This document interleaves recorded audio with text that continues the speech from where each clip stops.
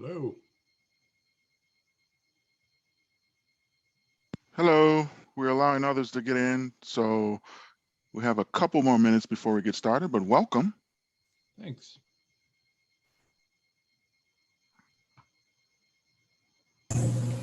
Hello. Again, welcome. Hello. We're allowing others to come in, so you have a couple more minutes if you want to get coffee or tea. Okay, sounds good.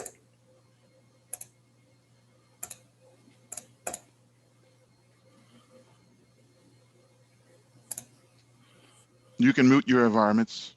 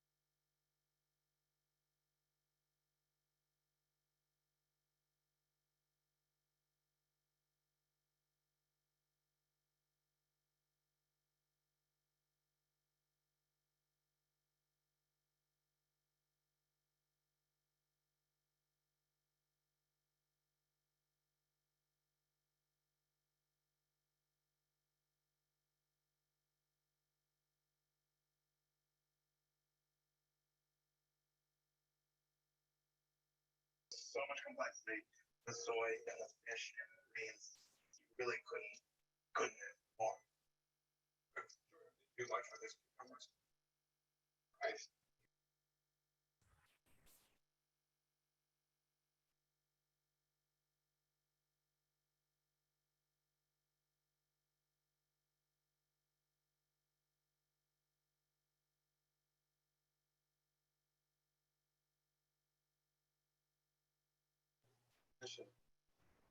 Good afternoon or good evening. Good evening and good afternoon. We're allowing others to get in, so you're welcome to come and join us shortly. Thank you. Thank you. You're welcome.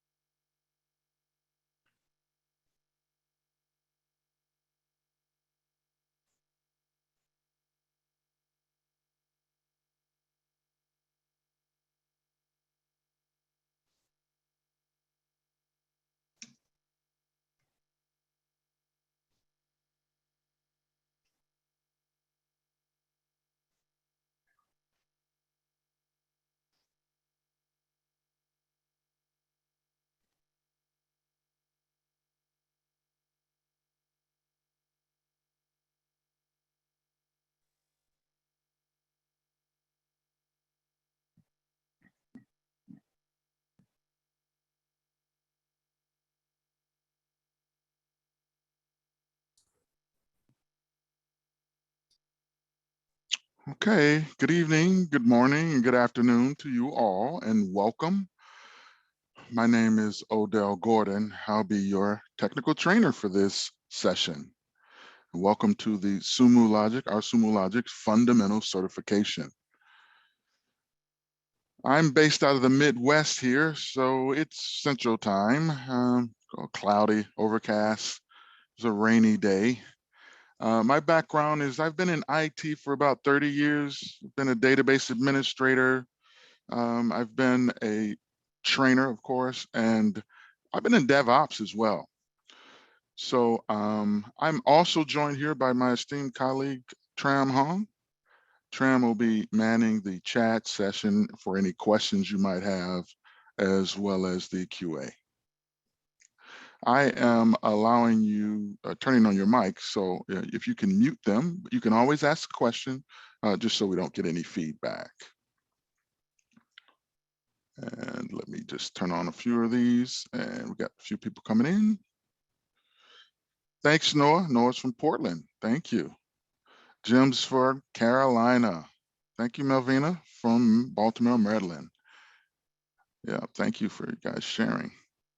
I know some rain coming over east and down south. So southeast is a little rain coming there. So I hope you guys are all right over there.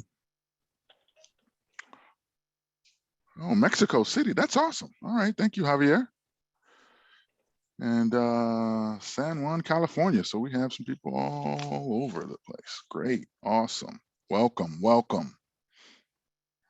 So I'd like to go ahead and get this session started so we can kind of stay on pace here. So again, as I mentioned, welcome to our Sumo Logic's fundamental certification.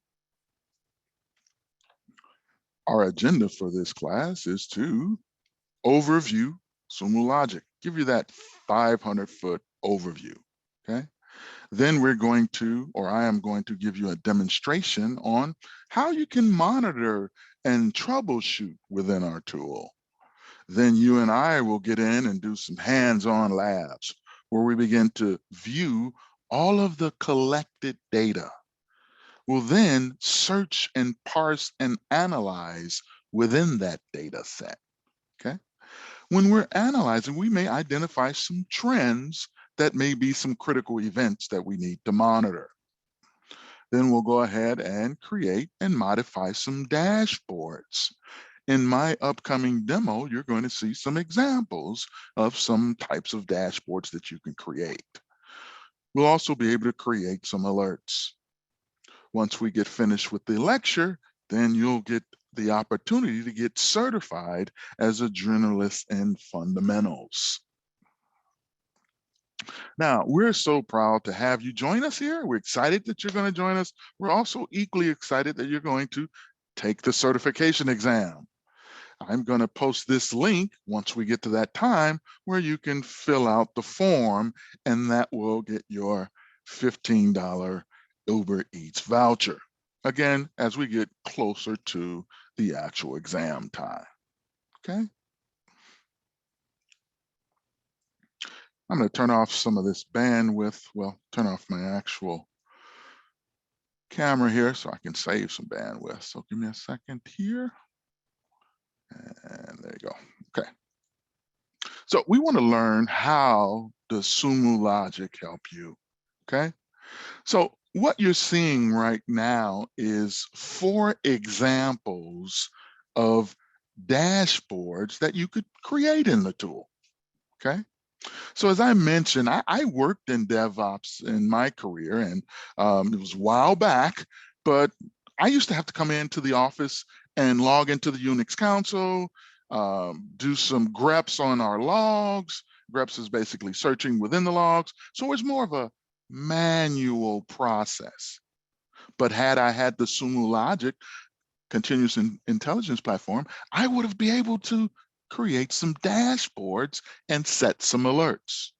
For example, let's say that I came into office, or you came into the office, and you notice the operational dashboard.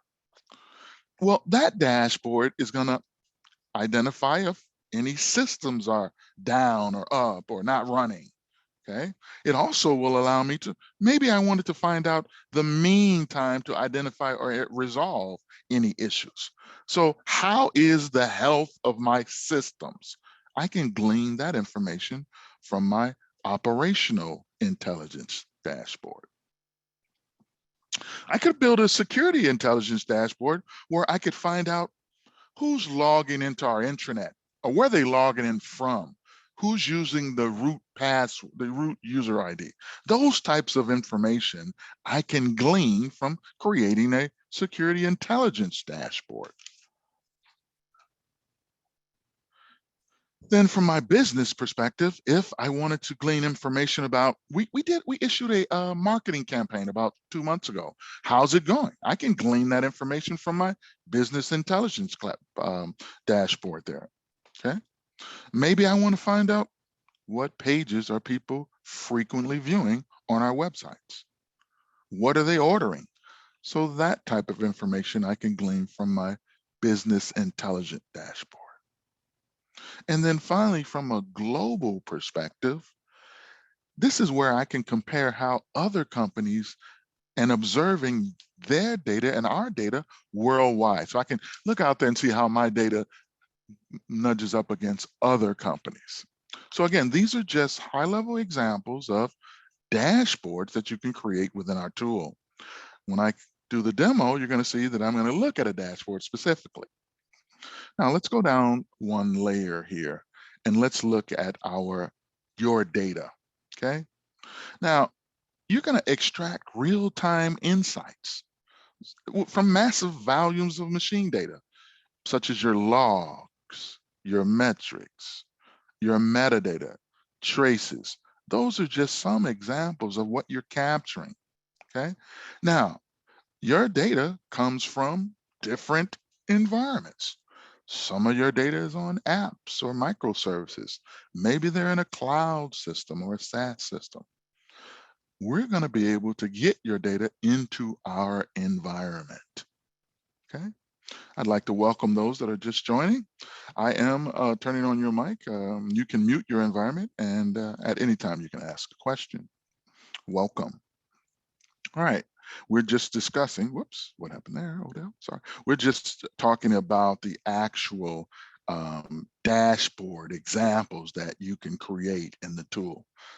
All right, and those are the 4 examples up top, okay? Now, our tool, the analytical tool that we provide, it's a multi-tenancy environment, which means we take security very, very seriously, okay?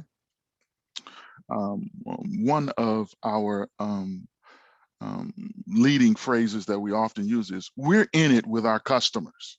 That means that we're in the secure environment, and we want to maintain that your data is secure as well. Now, if you need to scale up or scale out, we can meet your needs. So we're a cloud-based company. It'll be scalable. You're going to see me identify some of the machine learning within our tool, okay? If you develop APIs, again, we will allow you to utilize those APIs, application programming interfaces, within our tool.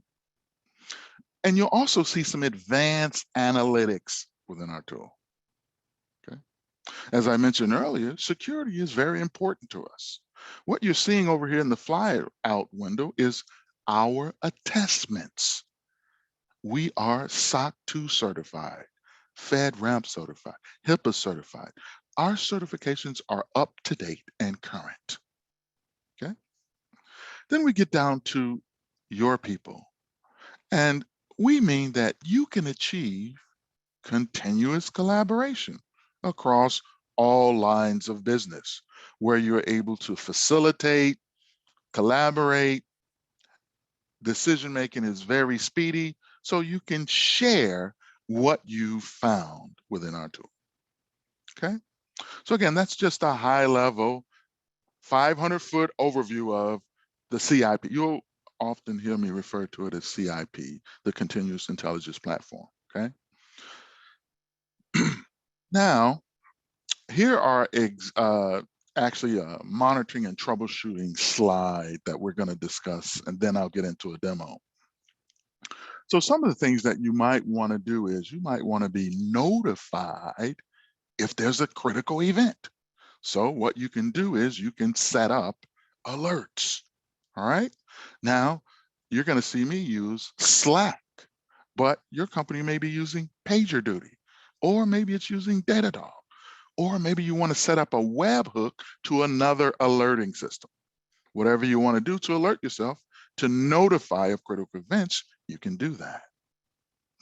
Once you have that alert, you then want to look at your metrics to identify what's going on, okay? And the metrics will give you that starting point, okay? Once you delve into the metrics, you can then look at the logs and identify what's happening. So I'm going to digress for a moment and give you a demo of this monitoring and troubleshooting environment, okay? So just bear with me for a second. I'm going to bring up my environment and log in.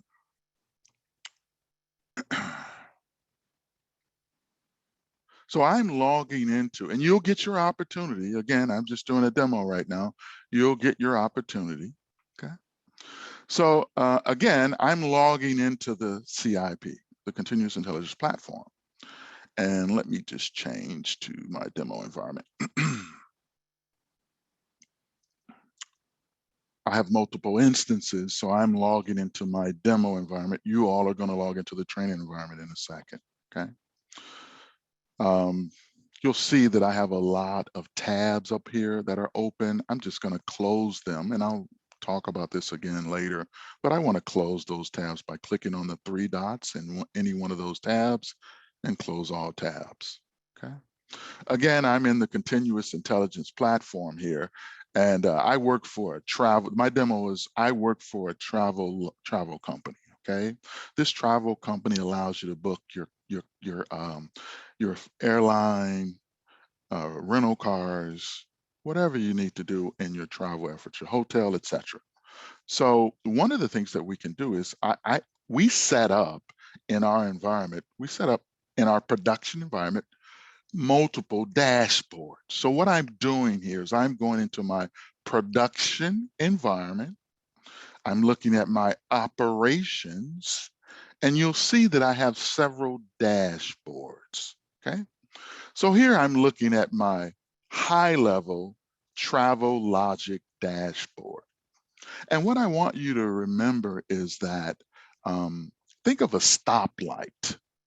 Red, we need to investigate. Green, it's good. Yellow, or that yellowish color, it's keep your eye on that, okay? Now, in here, you're seeing several dashboard panels. Each one of these panels, all 12 of them, each one of them represents a query, okay? Once we get into the labs, you'll understand when we start building queries, we'll then display it in a dashboard, okay? Anyhow, I can see that there's actually some issues going on. I'm looking at my reporting nodes here, load balancing, my network, all of that green is good. But notice here right in the center, I'm in my production environment, my checkout services. There's over 6.36 kilobytes of messages, error messages. That's something that I should investigate.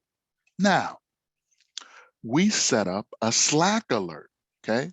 One method of me getting to this dashboard was to come into the CIP, go to that actual production, go to operations, and come in here and look at the dashboard, okay? Now, I could have also gone into my Slack environment. I want me to log in real quickly. So I could go into my Slack environment here and go in my demo environment, and I can go to production 9 and I can see that there's an alert, okay? So down here, we set up an alert. Notice this alert has 2 options to click on. If I click on the Go Operational Overview, it's another way of getting into the CIP platform and launching that dashboard.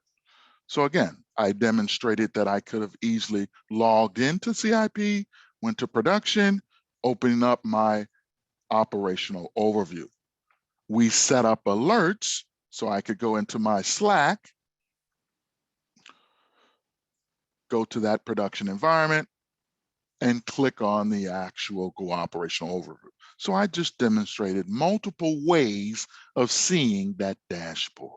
Okay, now let's go back over. We were discussing this here checkout service. Now, one of the features in our tool that you can do is you can create a drill where you're going from one dashboard panel to another. For example, if I click on this checkout service dashboard to find out the underlying service details, okay? So that takes me to another set of dashboard panels, okay?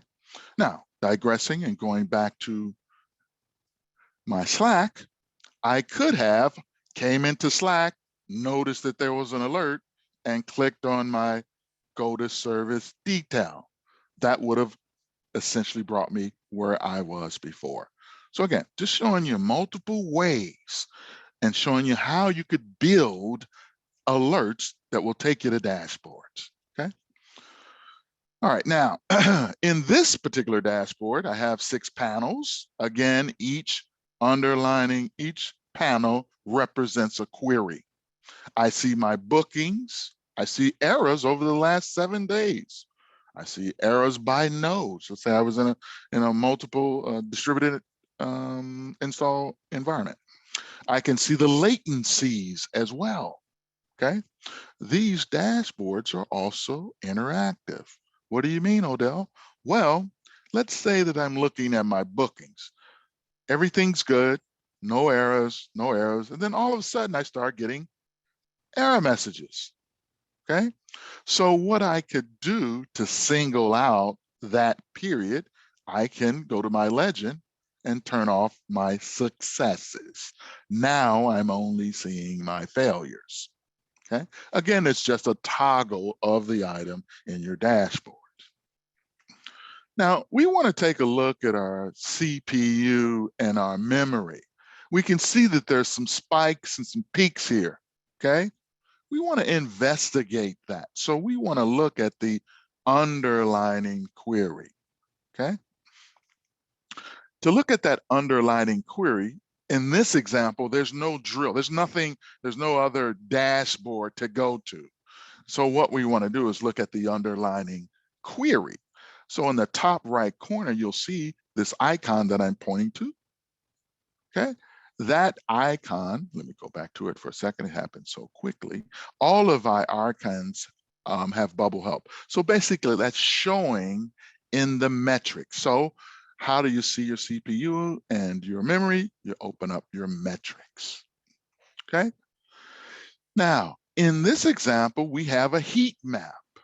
You'll notice the darker the message, the darker the color, the more messages they are. Again, this is a heat map. The lighter the color, the less messages you'll see, okay?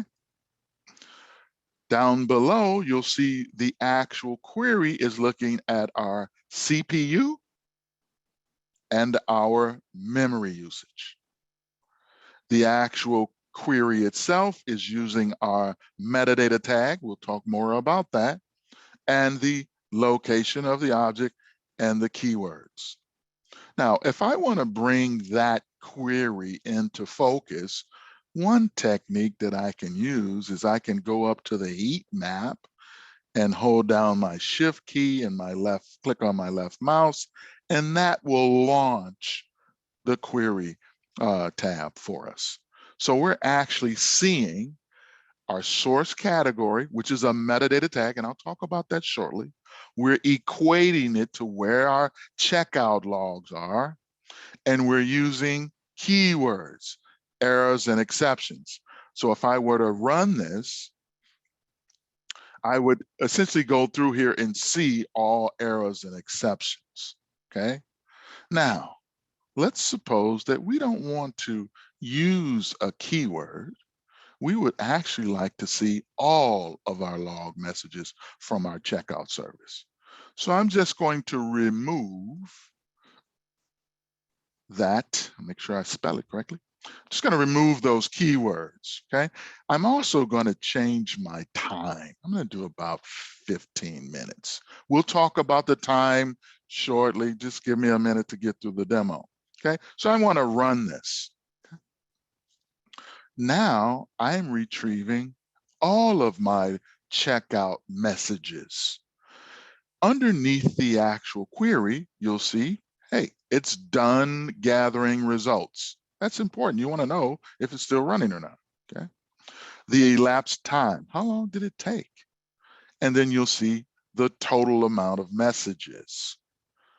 Your session ID is there if you need that as well, okay?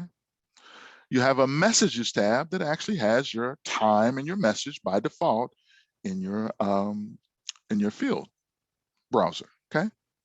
Over here, you have the actual time the event happened and the actual message. We're looking at one of 175 pages, okay? There's actually 25 items on this page, okay? So I could scroll through here if I was looking for something specifically. I can scroll through all 175 pages, but I actually don't want to do that. I really would like to utilize some of that machine learning that Odell talked about. So what I'd like to do is use the log reduce to find that needle in the haystack. So remember, our purpose was to first identify that there's an issue. We got an alert. Then we looked at our metrics to find out, hey, what happened? What's going on? And then now we're going to look at our actual logs to find out what generates the issue. So I'm going to use the log reduce. Again, it's going to actually go through all of those pages. Remember, I said it was over 1,000 pages of log information. And it's just going to give me and say, hey, all of this information is alike. So once it runs, we'll see it. Again, I wait for the done gathering results, but let's take a look for a second at our actual query. Notice it's a source category equals Prod 09 travel checkout. That's fine. When I clicked on that log reduce, we use a pipe to say continue on, and it's using that log reduce operator, okay? It's done gathering results, took about 16 seconds. Notice I'm no longer looking at 11,000 items, I'm looking at 4,740, okay? Also notice I have a messages tab where my original messages are, but now I have a signatures tab that was generated based on that log reduce machine learning object that we clicked on, okay? Now, if you look at this first line, it's kind of telling you something. It says, Odell, there's 2,000 of these events here, okay? You'll see the asterisk. That's because it's probably credit card number or some type of IP address. So they're different. So it's hiding that, okay? That's why anything that's different, you'll see asterisks, okay? So I can go through here and I can peruse this. These are all basically informational messages here, okay? Other techniques that you can use within our tool is you can sort the column headers just by clicking on a column header. So right now I'm in descending order. I can change that to ascending order. Now, there's also, you could learn about, in our search mastery course, you could learn about actually programmatically typing in that sort order. So you can do that as well. Anyhow, I changed the sort order and I'm looking here. I'm looking for that needle in the haystack, okay? So I scroll through here and I'm looking, and most of these messages are basically the same informational message.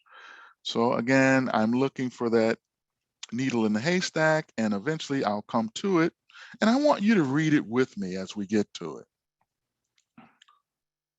All right, so here we're going to get down to, let's see, one more here.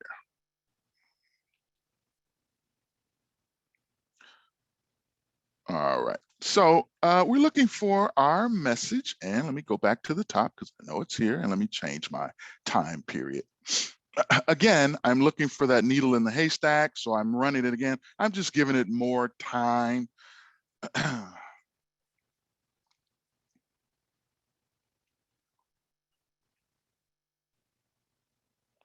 All right, still gathering results. Again, I won't do anything until I get that done.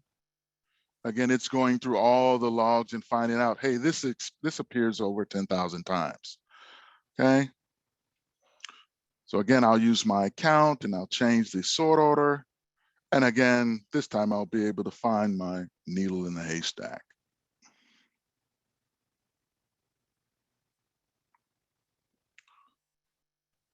And what I'm looking for is an actual error message. And the error message would actually lead me to finding out that someone actually promoted an actual dev object in a production environment. Right now, I'm not seeing it, but it's probably here. I apologize, it was here. Okay, here we go. All right, so we're starting to see some of these messages here.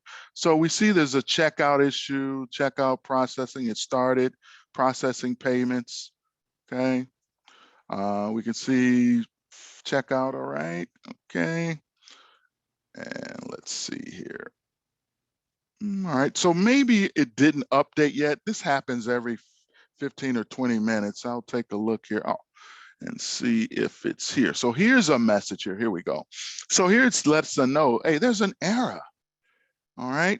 Verifying failed. The production travel environment failed. Okay. All right. So that leads us to determine that, hey, that production environment, something happened, something failed. So again, getting back to our slides, we went through a scenario where I demonstrated setting up alerts. We looked at our metrics to identify what's going on. Then I looked at the logs to identify why it was happening. And again, the message would have led us to determine that someone promoted a dev option in a production environment. Okay, so that's the high level of the actual demonstration. Now, let's talk about the 3 steps in our logical data flow, okay? And what we mean by this is we want to be able to collect your logs, your metrics. We need to collect them. So we're going to use a vehicle. That vehicle is called a collector. Within that collector, you're going to define your sources, okay? A collector essentially encrypts, compresses, and sends. So that's how you're going to get your log information into our environment. Okay. Now, once you have your log information in our environment, you'll then be able to search and analyze using operators and keywords. You'll be able to display your objects, your results in charts and different types of chart layouts, okay? Once you have those charts, you can build visualizations and set up your alerts. We're actually gonna walk you through that in our upcoming lab. I actually just demonstrated how we did that. We actually searched, we looked at some visualizations that had alerted us about our production environment, okay? Now, when we talk about those vehicles, those collectors, there's actually 2 types of collectors. Okay, I know this slide is sort of busy, but let's split the side down the middle. We have an install collector and a hosted collector. Let's talk about the install collector. And what we're attempting to do is get your data into our environment. Now, let's say you have some servers where you're collecting your database logs or your Windows logs. You might want to install a install collector on each server. Then that collector would, of course, encrypt, compress, and send your log data through the firewall to our cloud environment. Or maybe you want to have a central location where your install collector is. So all of the servers are actually feeding to that central location. We're encrypting, compressing, and sending it up to the firewall and then to Sumo Logic. Okay, so those are install collectors. On the other side of the screen, you'll see hosted collectors. Okay, the hosted collectors, there's no installation. If your data is in the AWS cloud environment, Microsoft Azure, or in SaaS, there's no installing. You're actually going to define to us where those logs are and any security credentials that we need to bring your log information into our clouds. So again, two types of collectors, the install and hosted. Depending on where your logs are, that's going to be the approach you use. Now, when it comes to collectors, we utilize metadata tags, okay? These are examples of 5 metadata tags, okay? A metadata tag is essentially a tag given to a description. For example, you could utilize the _collector tag where you're defining a host name. Now, that's a broad definition because you're trying to get to the logs, but you could utilize that if that's your need. Or maybe you want to use an _source name collector where you're defining the name, the path of the log file. You'll notice that at the very bottom, there's an bolded one, the _source category. That's our preferred method. That's the best practice, okay? With this particular metadata tag, you can freely configure it. For example, maybe you want to define it as Labs Apache Access, or maybe it's Labs Apache Eras, or maybe it's Prod QA Dev, something along those lines. But the key thing here is you can freely configure it for the location of your messages. All right, so I know you're ready and chomping at the bits. So what I want you to do first, ladies and gentlemen, I want you to think of a 3-digit number, okay? From 1 to 999, okay? Think of a number, any number, okay? And I want you to add that number into the chat. So we'll have a record of that number, okay? Any 3-digit number.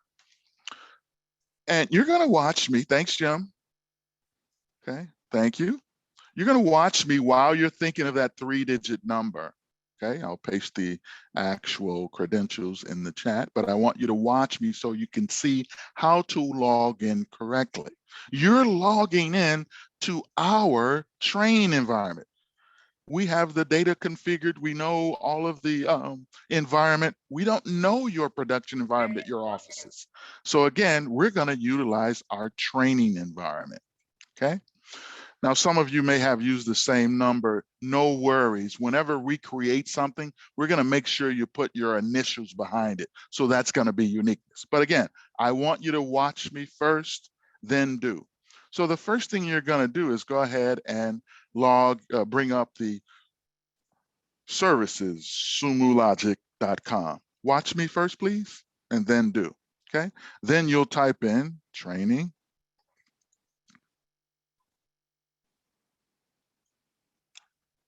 plus analyst plus your 3-digit number at sumologic.com. Let me finish so you can actually visually see what's going to happen. Then you'll put in the actual password. I like looking at it because I often fat finger it, and then I'll sign in. Okay. Now I'll put the credentials in the lab, in the chat, so you can utilize them. I want you all to be able to log in.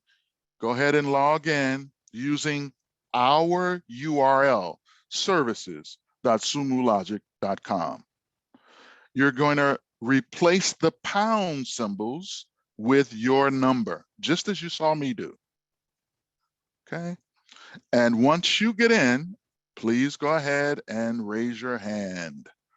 Once you get logged in, don't do anything, we'll get you in there. Okay.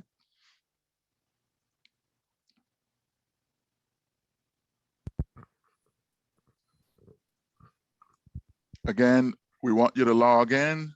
We want to make sure we don't leave anyone. I'm going to clean it up. We're going to kick the tires, drive the car around the block.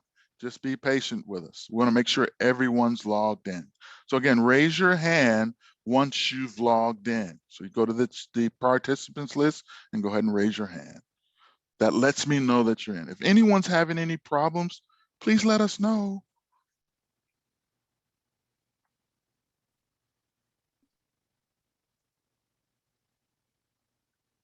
All right, a couple more minutes. I see a lot of you getting in. 16 of 52 of you are in.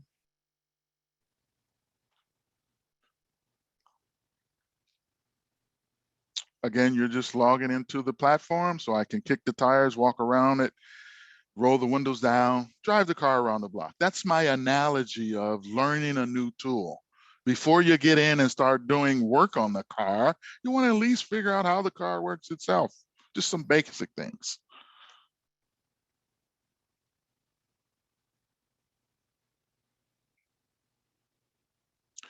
Make sure, John, that you're using our URL and you're typing training plus analyst and that 3-digit number.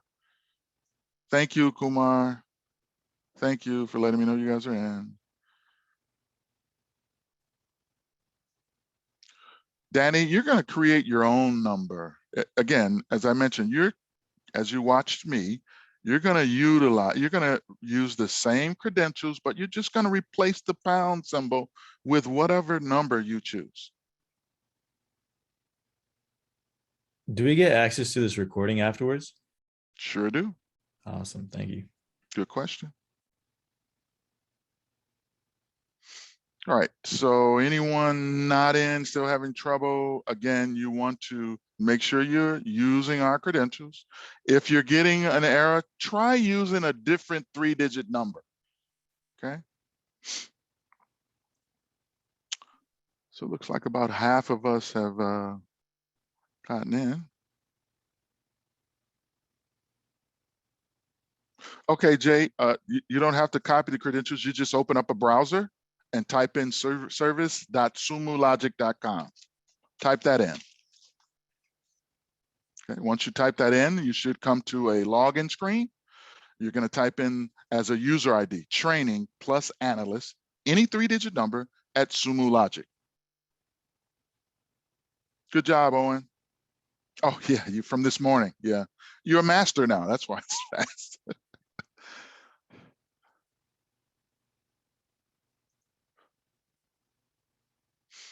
Henry, use a different number. You can use a different number.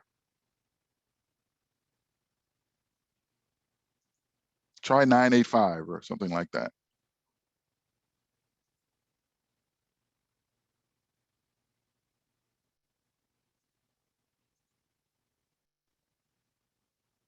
No worries, Jay. We get that all the time where people just type in the pound sign. No worries. I'm not going to leave anyone. I want you all to learn.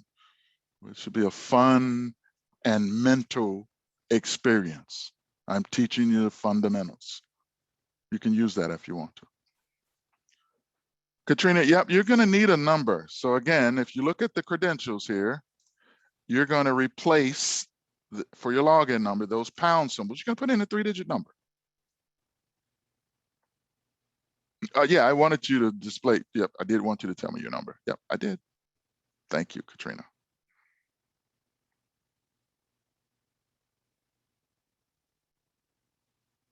All right. Thank you, Jay. All right. Good. Thank you, Katrina. Good. All right. Thanks, Henry. 985, I use that number because one of my cohorts, one of my trainers, fellow trainers here, he actually is retired, and that was his ship number. So good old John Meredith. All right, so I'm gonna assume that everyone's in now, okay? We just wanna kick the tires, look around, all right? So I'm gonna show you a few things so you can get comfortable with the tool. If you have questions, Tram is gonna be manning the actual chat. You can ask her your questions, okay? All right, so if you came into the tool, the CIP, and it looks like there isn't anything over to the left, right up in the top left corner, you'll see the stack of pancakes. Okay, if you click on that stack of pancakes, that will display our navigation panel. Okay, our navigation panel has 4 icons in it. Okay, it has the recently used items, so you can see recently opened items. Okay, that's your folder for recent items. Then you have your favorites folder. Okay, then you'll have your personal folder and your library. Now, whenever we save something that we create, it's going to be stored in your personal folder, okay?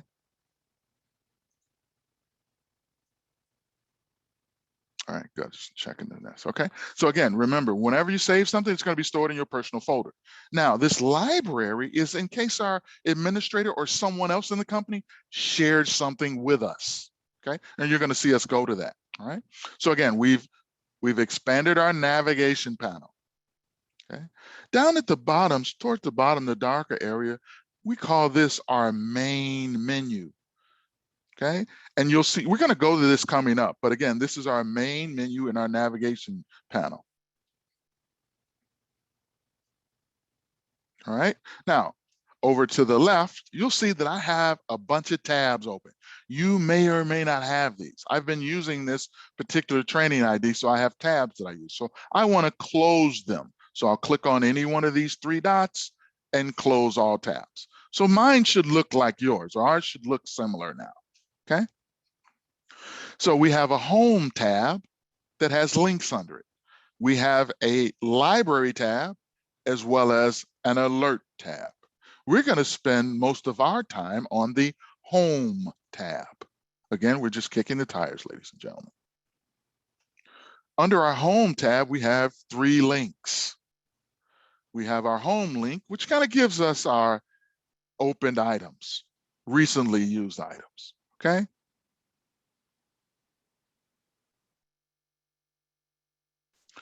Then we want to go to our learn link. So everyone should click on our learn link. And some of the key things in our learn link is some of our quick start videos. So let's say you want to know more about data collection strategies. Odell talked about this vehicle, a collector. I need to learn more about it. Well, maybe you want to open up one of our videos. There's also tons of videos, Sumo Logic, out on YouTube as well, okay? Now, down in the bottom left corner, you're going to see there fundamentals. Okay, this is where we're going to spend our time. We're going to spend our time and go through all 7 labs. Okay, if you want to take the self-training administration, you could do that, or you can come back and take the administration with one of our trainers. But these are the labs for the administration. So on this particular home tab, learn link, we have the labs for our fundamentals and administration. We have other disciplines that I'm going to show you shortly. Okay. Over to the right, you'll see our cheat sheet, and I'm just going to click on it. You don't have to, you can watch, or you can click on it as well. But these are some of the operators that we're going to utilize. Okay. And if you want to go out there and find out more about these operators, you can go to the cheat sheet. Okay. All right, I'm going to close that cheat sheet because it launched another tab. Our documentation. Okay, if I click on documentation, again, I could go out here. I would start here. Okay, click on the start here, and then you could see, let's say, for example, if you want to do labs and tutorials, that might be a starting point for you, where you go in and you take fundamentals or administration or the search mastery and so forth. Okay. I close that tab. It's a good idea to find out what's new, what's coming down the line. So you can click on the what's new. All right. You can always ask for support by clicking on the ask for support there. If you're interested in taking a class with us, you can click on our Get Training, which brings up our LMS environment. Here, you can go out, scroll down, and see the upcoming courses, and you can register for them. Okay. I'm closing that tab and going back. And then in the community here, okay, click on the community. This is where others share, other Sumo users share and find out information. Okay, I'm closing that. Now, the question that's often asked is, Odell, where are the, can I actually see the slides for this? I'm gonna take you there, okay? So if we click on the certification, get certified,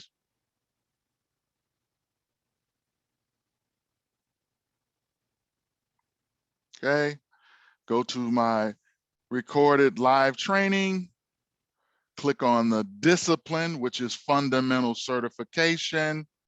It's going to prompt you to register. It's really quick. You click on the button, you're registered. Okay. Here is where you would get your fundamentals slides and the lab guide. Okay. So I'm closing that tab and getting back to my home and learn. All right, let's see if there are any questions out here. All right, so what we did, ladies and gentlemen, we just kicked the tires, we drove the car around the block, we got a feel for the environment, okay? We're going to continue on. Okay, let me get back to my slides for a second. Everybody's logged in, awesome. So we're gonna go ahead and start doing those labs, okay? So we're gonna learn how to, what data can I analyze? What's available to me? So that's what we're going to do in this first demo. Okay, so again, you're in the Sumo Logic environment. You're under your home, learn, and you're going to go ahead down to the bottom and click on Lab 1 under the fundamentals. Okay. Now, one of the things you could do here is you could right click on that tab since we're going to be toggling, and you can pin it. Okay, and what that does is that actually pins it so we can toggle between the actual lab and the steps in the actual CIP. Okay. All right, so all here together. We're going to take a break right after this demo, so hang in there with me. Take a 5-minute break shortly. So we've already logged in. We see our CIP platform. What we want to do is find out all of those vehicles that have been created. Remember, a vehicle is an analogy that I'm using for the term collector. That collector is going to compress, encrypt, and send. So maybe our administrator has already defined the collector. So you and I want to go see what's available to us. So let's go ahead and do that together. So you got to make sure that your navigation panel is open, okay? And you want to go down to your main menu, the darker shaded area. We want to find out what's available. So we're going to click on the Manage Data link. Under it, it has sublinks. We want to click on the Collection. Okay, so again, what we're doing is finding out what's available, what has been defined, what logs have been defined already in an actual collector, okay? And when you come in here, it's sort of busy and overwhelming, but what we want to do first here is kind of collapse everything. You see the word expand? Right now it's saying everything's expanded. Let's click on none. So now all we're seeing is the actual collectors. All right. If we ever wanted to search for a collector, we could always search there as well. Okay. Case insensitive, ladies and gentlemen, case insensitive. All right. Now let's take a look at one of these. For example, let's take a look at our AWS observability. I'm just expanding that one. Okay. What I notice here, it is healthy. That's important. It's green. Green is good. We talked about that earlier. I see the type of collector it is. This is hosted, okay? We talked about installed being the other, all right? I see that there's 6 sources for this collector. 6 sources have been defined.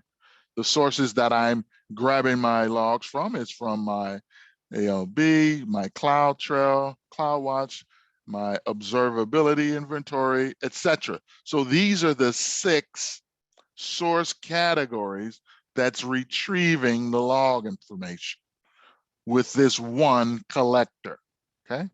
I can see that there's some activity over the last hour, okay? I also see that there's been ingested over 10,000 messages, all right? So what we did here was we looked and found out, hey, is the logs that we're looking for already defined in the collector? Yeah, it is. So we should be able to begin to do searches, okay? All right, toggling back to our lab steps. So again, we were able to look and find and see our collectors. It's green. We know there's hosted and installed. We know if there's any messages, etc. Okay. You can also see the same data sources by running a quick search. Now, you're going to hear me often say, hey, grab this code. So in this example, under number 4, let's go ahead and do grab the asterisk pipe count by underscore source category. Let's grab that by copying it. And let's go back over to our CIP platform. Now, you're going to notice as we start opening objects, you start to see tabs. Remember when we first came in here, I told you to close some tabs. We no longer need the collection. We can always come back to it. So let's go ahead and close that tab. It's not mandatory, but I just want to make sure you're visually able to see everything. We want to create a new log search. So when we click on that blue new button to the right of the bell there, the alarm, we're going to go ahead, the alerts, pardon me, we're going to go ahead and click on log search. Okay. Now let's go ahead. In our query space here, I could start typing. You could paste yours, but I just want to show you and demonstrate to you what you could do. I could type or I could choose. I want my source category. Notice it puts the equate there automatically. Okay, someone's putting their number in. Okay, thank you, San. Hopefully you're logged in and you where we are as well. All right, anyhow, I'm gonna go ahead. What we're doing, where I was demonstrating that you could actually click through the process of getting your information in there, okay? But in here, I'm gonna go ahead and copy and paste this. So let's look at this and let's kind of analyze this. So you can use wildcards, ladies and gentlemen. You can use wildcards. And you'll hear me emphasize things because when you take the exam, you might not remember everything I'm saying. So I'm trying to emphasize some of those things because some of this stuff might appear in the exam, okay? All right, now, I'm saying I want to count all of my source categories, okay? This count is going to generate an aggregates tab. In order to get this query to run, we're going to click on the blue run button. Odell, what are we doing? We're identifying the source categories that are available to us. One method of doing that was going into our manage collection. Another method is actually issuing a query, okay? So this has 2 tabs. It has the initial messages tab, so all of the messages from the source categories. I have over 39,000 pages, okay? This count issued an aggregate, okay? So that's why we have this aggregates tab. And now we see the count. Now you can click on the column headers and change the sort order, ladies and gentlemen. You'll learn how to programmatically change the sort order later, okay? All right, back to our labs. All right, so we did all of that. We saw our actual categories available. Now, let's suppose that someone shared an application with us, okay? In our tool, we have tons of apps that you can consume, and I'll show you that shortly.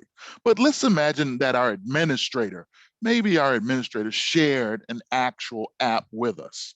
We want to go and look at that app and, kind of peruse it, kick it, fill it around. Then we're going to go ahead and we're going to actually ingest our own app. Okay, it's similar to the one we saw. Okay, so let's do that together. Let's first go back to our actual CIP, and we want to click on our library. Okay, remember, the library is the folder where others share work with the entire company or with us. Okay, that's where we would find it. Now, what we want to do is we want to go in the search area, again, case insensitive. Okay, I can type Apache access and hit the enter key. You should now see your Apache access folder that someone shared. If you expand the folder, you should see a dashboard. I want you to also start taking notice of the color scheme. Dashboards are a shade of purple. Queries are a shade of orange. Okay, searches are a shade of orange. Anyhow, we've expanded the Apache access folder. We're going to go ahead and click on the Apache dashboard. So this was something that someone shared with us.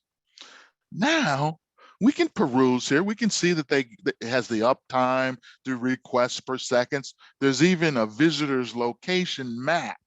Okay, so there's tons of information on here that they shared with us. But what we have to keep in mind is,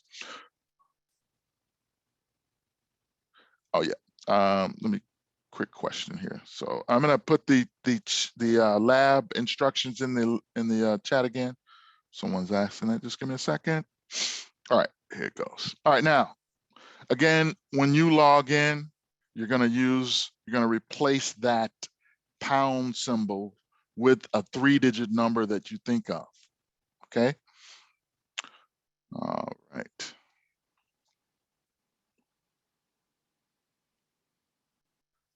All right, now you want to get to the lab manual. I'll show you how to get there. So let me digress. You want to get to the lab manual. So let me show you how to do that, okay? You go to certification. So you're on your home tab, certification, click get certified.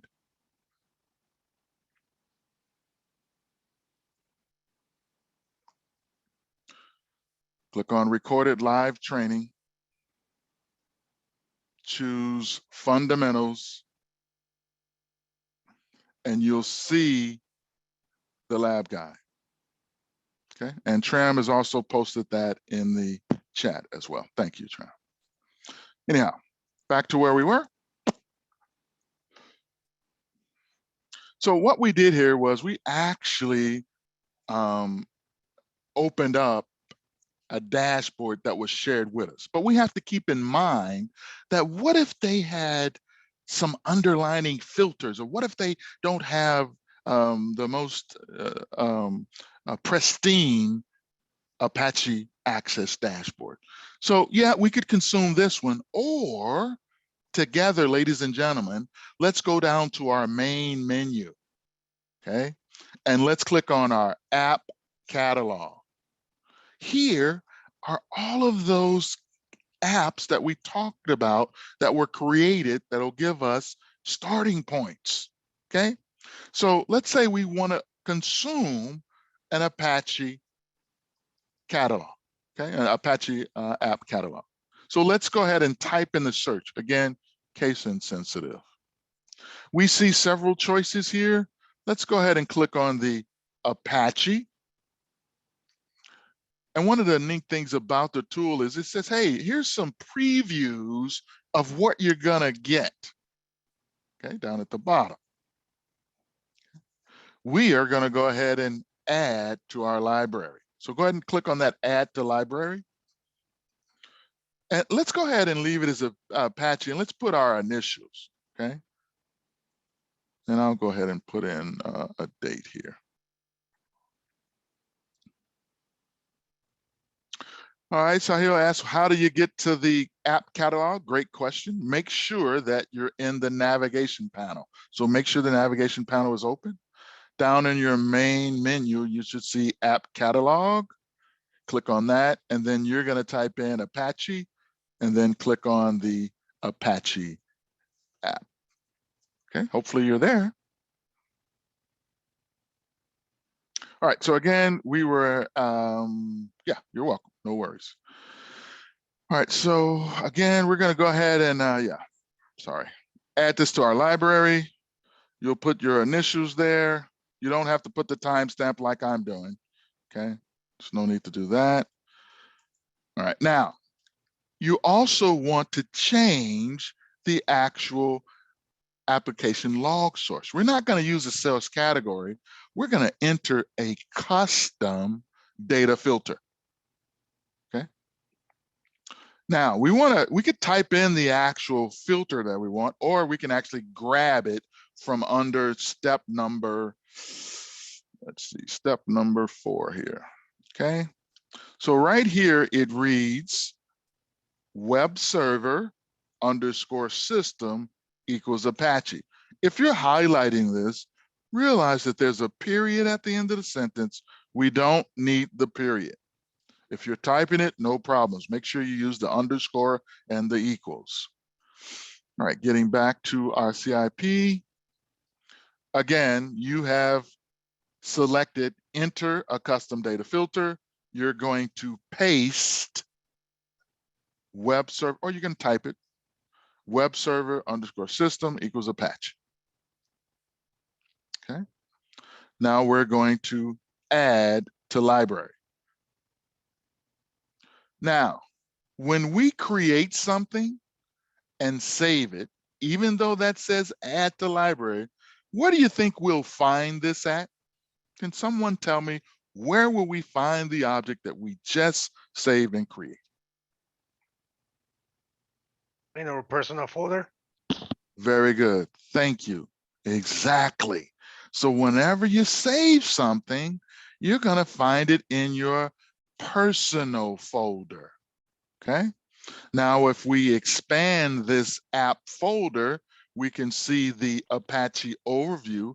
And this is the more pristine one. Maybe the one that was shared that we saw earlier, maybe someone tinkered with it. Okay. This one, no one tinkered with it. Okay. Now, we could share this with a group, roles, or individuals.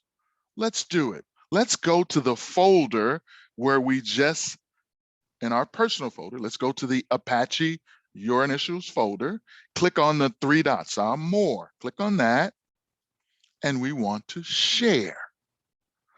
So here's an example where we found something and we want to share it with the entire company.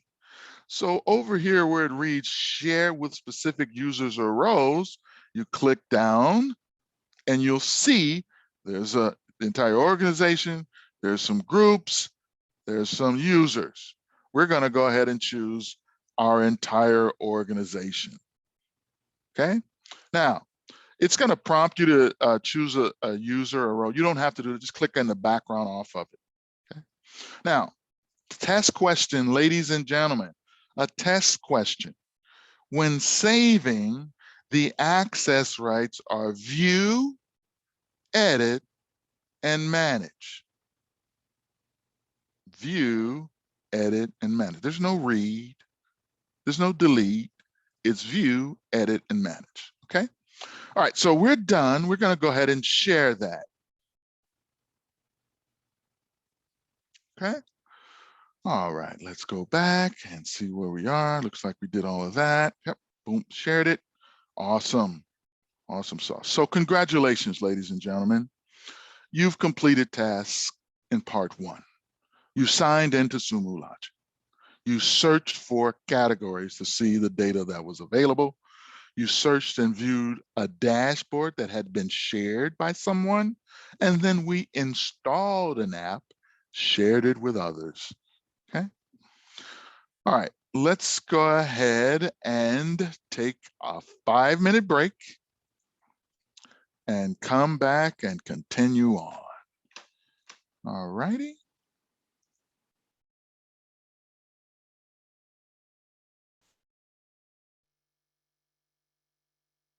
Okay, welcome back.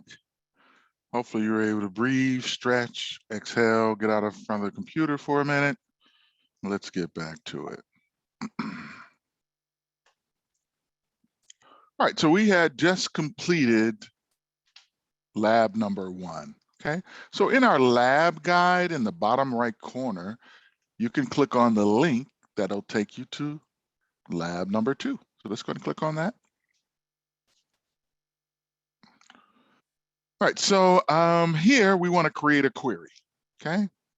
We want to search for our labs Apache Access, and we want to use a keyword get. So let's highlight under number 2 the actual query. Let's highlight that and copy it. Okay. We're going to go ahead and go back to our CIP. If you have any tabs open, let's go ahead and close those tabs. Again, you can always get back to those objects because you save them. Just go to the particular folder. Okay. All right, so we closed all our tabs. Now we want to go ahead and create a new log search. Let's go ahead and click on that. And we can paste our expression in. Okay, now before you run it, let's sort of talk about the actual query itself.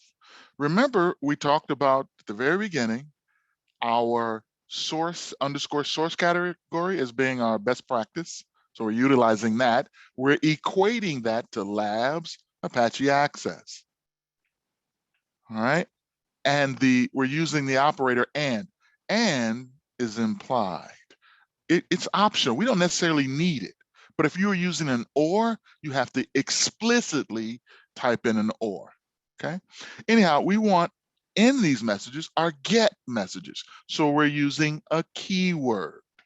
Okay. Now let's go over here to the time for a second. I just, again, want to demonstrate to you.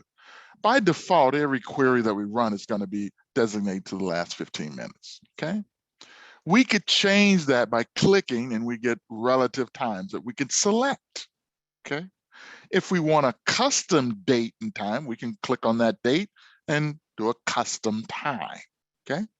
If we wanted to type, you would start out with a minus symbol. So you got to start out with a minus if you want to do hours or minutes, etc. So if I want to say the last 45, I would do 45 and use an M for minutes. Okay. Again, you have other.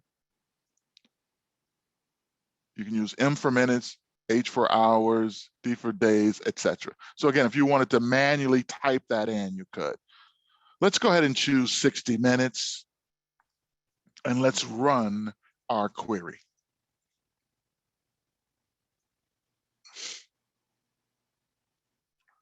All right, now we'll notice when we ran our query, we automatically get a histogram, minute by minute. Underneath the histogram is the status of being done, the elapsed time, and the total result set. If we wanted to hide the actual histogram, over to the right, there's the ability to hide and show. Okay. Down below, we see our messages, and in our field browser, we see the time and the messages are going to be the items that are displayed. Okay, so I see the time that the object happened and the actual message. Notice inside of this message, the gets are highlighted because we used a keyword. We're seeing page 1 of 1,188. This is 25 per page. Okay. If we wanted to, we could export out our results by clicking on the gear symbol if we wanted to. Okay. All right, very good. So let's go back. Next, we're going to go ahead and use a parsing example. So let me get back to my labs. Did that. Now, parsing, again, I'm in your labs. It makes it search much easier to scan and interpret. So we're going to parse our log messages for the information that follows the get to build a new query, okay? We'll parse for the URL. We'll parse for the status code, and we'll parse for the size and the refer. The great question Connor asks, is there a way to show more than 25 items per page? Yes, there is, Connor, great question. So going back to that CIP, if you click on that gear symbol over there, display message preferences, you can change that value. Great question. Okay. All right, back here to our messages. Again, what we'd like to do is parse out our actual URL, the status code, the error, and the referring website. Okay, so that's what we're about to do. If you could watch me first, then do. So again, you've already ran your get for 60 minutes. The gets are highlighted. So now we want to parse out some objects. So I'm going to use the quote as a starting parsing anchor, and I'll highlight all the way to the ending quote after the .com. That's my closing parsing anchor, okay? So that's highlighted. Go ahead and highlight that. Again, I don't want to leave anyone because I want to make sure you get this right. So we highlighted that entire object. Okay, let's go ahead and right click on that highlighted and choose the phrase parse selected text. Okay, what we want to do now is we want to capture up in the selected text and replace with a field. Okay, so watch me first. I'm going to capture HTTP all the way up to that just before the quote. That's my URL. Okay, so you'll see once I highlight something, I get the phrase click to extract this value. Once I click that, it replaces what I highlighted with an asterisk. What you're going to do is down in the fields is you're going to give it a name. So what's going to be the field name for what you just captured, Odell? We're going to call it URL. There's no magic to this name. You could call it anything, okay? But you want to keep it something logical. And we're going to add a comma because we're going to continue to do this. Odell, what are we doing? We have over 11,000 pages, excuse me, over 1,000 pages of items. We don't want to peruse all of that. We want the tool to help us. And one technique is to use the parsing, and that's what we're doing. You'll see shortly. The next thing we want to capture here is that numeric value, okay? I'll highlight it. I see the yellow phrase. I'll click on it. It replaces that. I'm going to call this status code. And when you're using spaces, use underscores. Okay? Use underscores, right? Add a comma after that as well. Let's go ahead and highlight that next numerical number, which is going to be our size. Once we highlight it, we see the click to extract this value, which we do. It replaces it with an asterisk, and we'll call that our size, comma. Finally, we'll go ahead and grab the HTTP all the way to the .com. It's highlighted, click to extract. I want that asterisk to represent the refer, okay? So that's the website that it came from. All right, once you're done, you can go ahead and click on the submit. And if you take a moment and look at your query, notice it says, hey, yeah, Odell, you have your source category equal to lab Apache get access, and you're looking for your get messages. Continuing on with the query, I want to use the pipe. We're parsing our get messages and we're replacing those values with these fields. Okay, let's go ahead and run our query.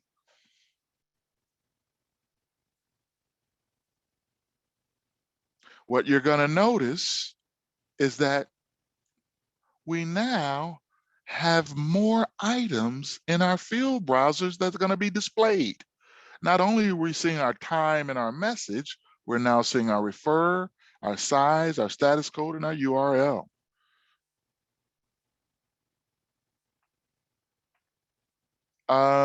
So we're seeing the data in your messages there, Javier. Here's the data here: refer, size, and status code. Now, someone asked, Odell, up in our query, it reads URL, status code, size, and refer. Why aren't our columns in that order? Well, it resorts to alphabetical, but you could use the field command to actually change that, okay? We're not gonna do that, but just be aware you can do that, all right? Very good. All right, so let's go back to our steps. So we parsed out, you guys hopefully all successful, parsed out everything, and you got those new columns. If you didn't get it, you can look in your lab guide under number 5, and you can copy that expression, okay? All right, now we wanna save this search because we might wanna use this again, okay? So let's go ahead and go back to our CIP. Over to the right in your query, you have multiple ways of saving. You can, of course, click on the icon, the actual save as icon, or you can go to the more, which is the 3 dots. Again, you're on your query, all right? And then you can do a save as, okay? Let's go ahead and call this Apache status codes. And let's put your initials, please.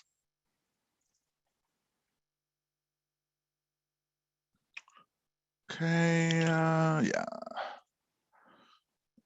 that would mean me too. Okay, and I'll put my date there. Very good question. Kevin asked, why are you not able to edit that search? Because it's position-based. Parsing is position-based. So if you move something or you edit it, it's not going to be in the right position. Good question. Thank you. All right, so we added our actual name. We can obviously add a description. We're just going to go ahead and save. And you should now see in your actual personal folder the newly created search. All right, pat yourself on the back. You've completed test part 2. Okay, you created a search. You parse the message so that it's easier to scan and interpret. Okay, and then you save the search. Does parsing only apply to data with the same format? No, you can parse essentially anything that you want to glean out of, you want to filter out. Okay. All right, let's go on to charting our data. So let's click on lab 3. All right, now, only search results that have been aggregated using a group or aggregate operator can be charted. So that's a key point, ladies and gentlemen, in case you hear this on a test. Again, only search results that have been aggregated using a group or an aggregate operator can be charted, okay? It's important. Jay, when you save something, it should be saving in your personal folder by default. You could create subfolders as well. Hopefully that answers your question. All right, anyhow, back over here, we want to, you're welcome, aggregate our search results. So let's count the results for each status code. So all we're going to do, ladies and gentlemen, is copy that phrase, that part of the query under number 1. Just copy that portion. And let's go back to the CIP. Now, some of you may already tried to go ahead and you tried to hit enter to add another line, and all that did was run the report, okay? If you want to get a hard-coded line, you're going to use shift enter or shift return, whichever environment you're in. That gives you that new line, and then you can go ahead and paste, okay? So this count is going to generate an actual aggregates tab. Let's go ahead and run our query.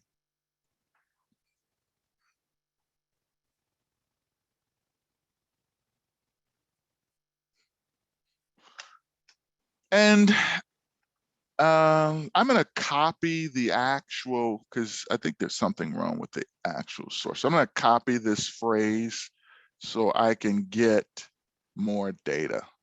So I'm copying what's on number 1 and replacing it and pasting it. And I want you to see that there's more than just status codes of 200. So that's why I'm invoking that again. All right, you can do the same thing. You can copy from the lab so you can get the same type of results. All right, so we can see that we had over 22,000 non-error items. Okay, 200s are good. We know that. It's those 404s that we're concerned about, and some of those other ones. Okay. Now let's find out when those status codes happen. So we want to use the time slice operator to find out and count the status codes over time. In this example, we're going to use 1-minute increments. So under number 1, let's go ahead. Well, let's go to number 2, ladies and gentlemen. Let's go to number 2, and let's highlight those bottom 2 lines. Okay, if you can. We just want those bottom 2 lines. And copy. Okay, so I want my time slice, but I'm copying that bottom line because we're counting by not only the status code, but also this time slice. I'll explain it once we get back over here. Okay, so I'm just highlighting that last line, that count by, and I'm pasting. Okay. All right, so first of all, again, we're going to our labs and we're looking at our get messages. We're parsing out and creating some fields. We now want to tell the tool, hey, render my results by using the time slice operator in 1-minute increments. Then I want you to count by time slice and status code. Now you'll notice that time slice has an underscore in the count area because it's just a placeholder, okay? So that's why that underscore is there. Let's go ahead and run this query. So what we're seeing, and again, I know it's not in order, it's retrieving how the data is in the source. If we wanted to put it in order, we can easily click on the time and sort it, okay? But what we wanted to see here is the counts per minute of these objects. So if I see a bunch of 200s at this time period, but then I see some 9s, and then I see some 304s. So again, you might want to glean out more information there. All righty, let's go back. All right, now we have our results, okay?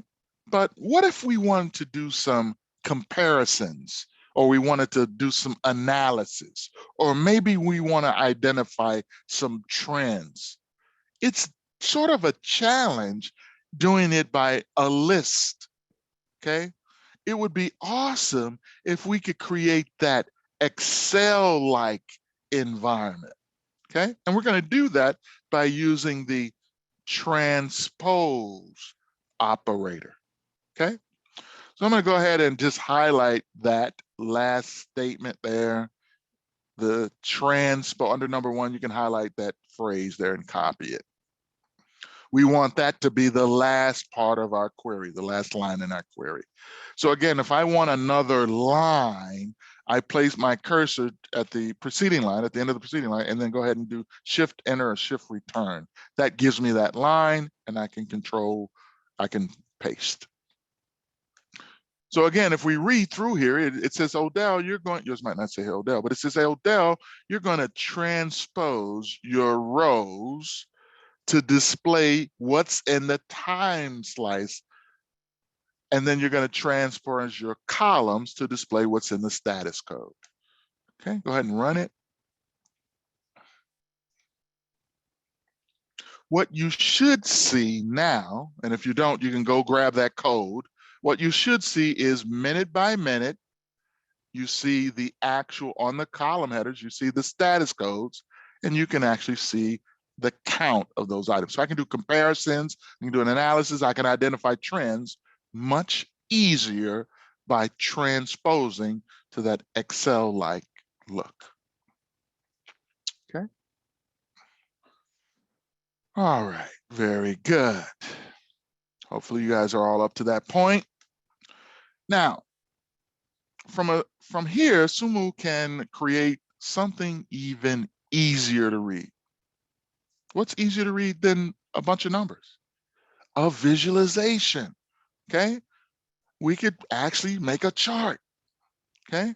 There are many chart options that would work for our results, but we're gonna go ahead and choose a column chart. So back in our CIP, here's our results. Over here, we have different chart options. Now, let me pause because I just thought of another question that you might run into. You can also export out the aggregate results by clicking on this icon right here, okay? The very first icon will allow you to export the aggregate results, okay? If I go to my messages tab, if I want to export this, I go to the gear symbol and export out, okay? In case that comes up on a test somewhere, okay? Anyhow, back here to, we want to go ahead and choose, let's see, let's go ahead and choose a column chart,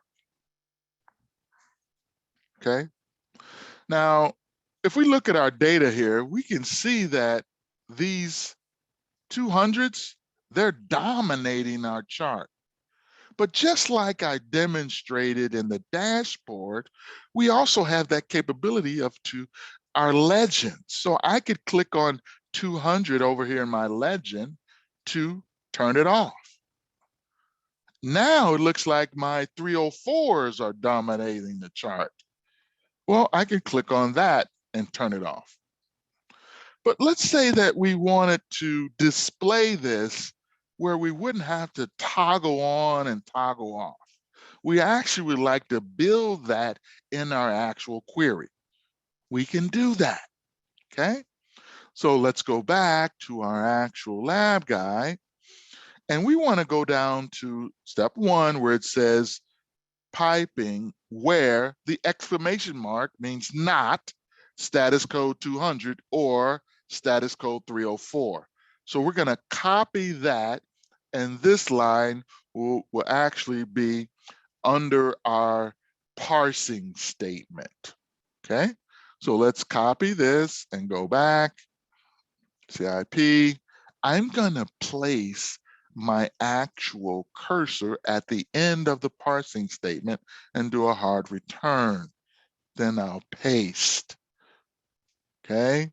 So again, we're saying where the status, where not, that exclamation means not, status code equals 200 or status code equals 304. So what this will actually display without the 304s and 200s. And if you look at your legend over here to the right, voila, no longer there. Okay. Awesome. Wow, you guys are making excellent progress. Yay. This is fun. I'm learning a lot, Odell. Great. I'm glad your minds are open. Awesome. So we have aggregated our search results. We use the transpose operator to make our results easier. We created a chart in our results and adjusted the legend. Okay. Awesome, Daniel. Thank you. Appreciate it. All right. Let's continue on, ladies and gentlemen. Let's get on to lab number 4. All right. Dashboards. Did we ever talk about dashboards in here, Odell? Yes, we did. My very first demo was demonstrating the overview dashboard. Okay. We know that dashboards are going to be a much more easier to glean information from. Okay. It's the powerful forensic tool. Okay. We're going to create a panel and then add it to our dashboard. Okay. So back here in your results, you see the phrase all the way over to the right. Now, let me stop for a second and digress. I've been mentioning this throughout this course. I said we would start out with a query. We would display that query in a dashboard. That's what we did. We started out with a query. We're going to use this particular chart to add to our dashboard. So let's everyone click on the Add to Dashboard. That opens up a window. It takes the name of the saved query and uses that as a panel. That's fine. That's fine. We can call this panel the same as our query. No big deal. If you wanted to change it, you could do that as well. Now, when we click in dashboard, ladies and gentlemen, the tool goes out and it says, these are all of the existing dashboards. Do you want to add this panel to any existing dashboards? Well, we could do that if we wanted to, but that's not our goal. We want to create a new dashboard. Okay, so let's go ahead and call this dashboard. I want to call it everything congruent. So we want to call this Apache status codes, same thing. Okay, so let's go ahead and type in Apache status codes. That's going to be the name of our dashboard. Okay, and put your initials, ladies and gentlemen, please. Thank you so much. You'll notice as we start typing, it starts to filter down and then it eventually says, hey, this dashboard doesn't exist. Do you want to create a new one? And we do. Okay, so again, ladies and gentlemen, hopefully we're all here. We're utilizing or we're using the actual log search name. You could change it if you wanted to. We want a new dashboard, so we're giving it a distinct name. The tool says create new dashboard. That's what we want to do. Okay. Now, when you get to the next screen, ladies and gentlemen, a lot of people miss this step. We have some questions in our training environment, so we don't want to go to the new UI. We're going to turn that off. So in our exam, we have questions. So we're going to turn off the create new. Okay. In your real world, you can create new all you want, no big deal. But again, for you to pass the exam, we want you to make sure you get all the right answers. Okay. So we can go ahead and click add. Wow, Odell, what did we just do? We took a query, created a panel, added it to a new dashboard. Right now, you're in the edit mode of this dashboard. Odell, how do you know that? It says done editing. Oh, that's kind of misleading, Odell. Well, if you click on it, you can't do anything. You can't drag this over, anything like that, okay? You have to click on the pencil to be in edit mode. The done editing actually turns it off, okay? Anyhow, some techniques that we can do. So let's say we wanted to add a little bit more information to this dashboard.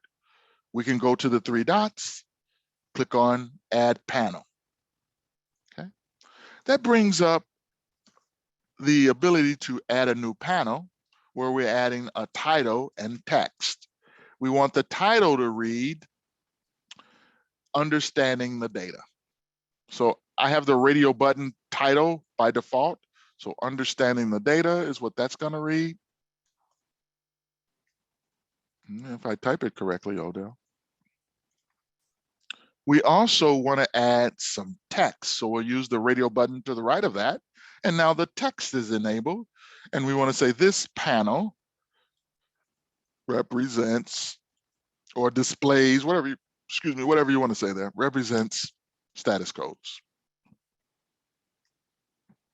All right. So all we're doing is adding a descriptive panel. Let's go ahead and click submit. If you hit done editing, just go ahead, Chad, and click on the pencil. You should be able to click on the pencil and get back to the 3 dots and add panel. All right. So what we've done is we've added a descriptive panel. Let's just look at some of the things that we can do here. I can left mouse click and grab to move it around. Left mouse click and grab and move it around. I can also go to the crosshairs corner and resize it. Again, all in the edit mode. Okay. Other techniques that you can utilize in the edit mode, if you go back to the 3 dots, you can change the theme. Right now, we're in a light theme. If we toggle the theme, we're in a darker theme. Okay. Again, you have that capability by going to the 3 dots, toggle theme.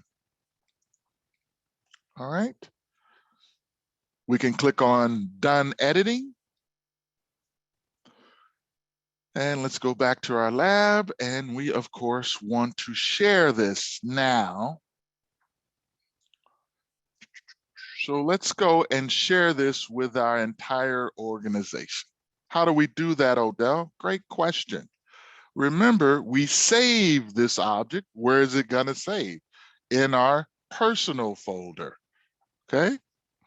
And here it is. If I want to share it, I go to the 3 dots, click on share. You've seen this window before, ladies and gentlemen. If we click where it says share this content, it gives us choices. We want to share it to our whole organization, particular rows, or particular users. We want to go ahead and just share it with the whole organization. Okay. And then click. I want to remind you of this. Again, you have view, edit, and manage. You'll at least get that one. Just kidding. And share. All right. Awesome. To create panel, good question by Jay. So Jay, if you're in edit mode, you go to the 3 dots and you choose add panel. Okay. Awesome. All right. Good job, ladies and gentlemen. You've completed task 4. You created a panel from a search results and you added it to a new dashboard. Okay. You added a text panel. You changed the look and feel of the dashboard, and you also shared it with the entire organization. Yes, you can also share within the editor as well. Very good, Kevin. Yep. Explore, kick the tires. Absolutely. All right, ladies and gentlemen, let's go ahead and click on lab number 5. All right, now that we have an understanding of how to create a dashboard and change the look and feel, let's see how we can change the contents of a panel. Okay, let's start with that Apache overview dashboard, which is included in our Apache app. So go to your personal folder. Remember, we downloaded the Apache app. That's where we want to go. Go to that one. Okay. So again, I'm going to demonstrate to you. I'm in my personal folder. Here's the Apache app folder. If you expand it, you should see the Apache overview dashboard. Go ahead and click on that, please. All right. We want to focus here on our visitors location. You notice that we have some data points around the world. Okay. You can zoom in by double clicking or scrolling your mouse. Okay, you can drag as well. as I mentioned, we're seeing some data points from around the world. What we'd like to see is only see the United States. So instead of going and editing bringing up the log search and editing that method, we're gonna do a different approach. So let's go back to our steps, and we're gonna capture under number 3, it reads pipe where country name equals United States. We're gonna copy that. Now this is particularly important where we place it. All right, so let's copy that. And what we want to do here is we want to go back to that visitor's location and click on the more, the 3 dots. We're not going to open in the search, ladies and gentlemen. We don't want to open in the search. We don't want to create another tab. We just want to edit the underlying query. So click on the edit in the more. So that brings up your diagram, and it also brings up the actual query. Okay. Now, we want to place this after the lookup, because notice in the lookup, it's saying, hey, country name. That's what we have in our expression. So I'm going to place my cursor at the end of that lookup phrase and do a hard return. And then I'm going to paste. Again, we need to paste it here because there is where country name exists. Don't paste it anywhere else, it won't work. Okay. Let's go ahead and run it by clicking on the magnifying glass so we can see that the query is working. And if you notice, we're only seeing United States. So the query is working. We now want to update the dashboard. So we can click on the update the dashboard, and now our dashboard has been updated. Okay. All right, very good. Now we want to create an alert. Click on lab number 6, please. Now that we know how to search through our data and we understand our data, we can create an alert. Alerts allow you to monitor trends in your data.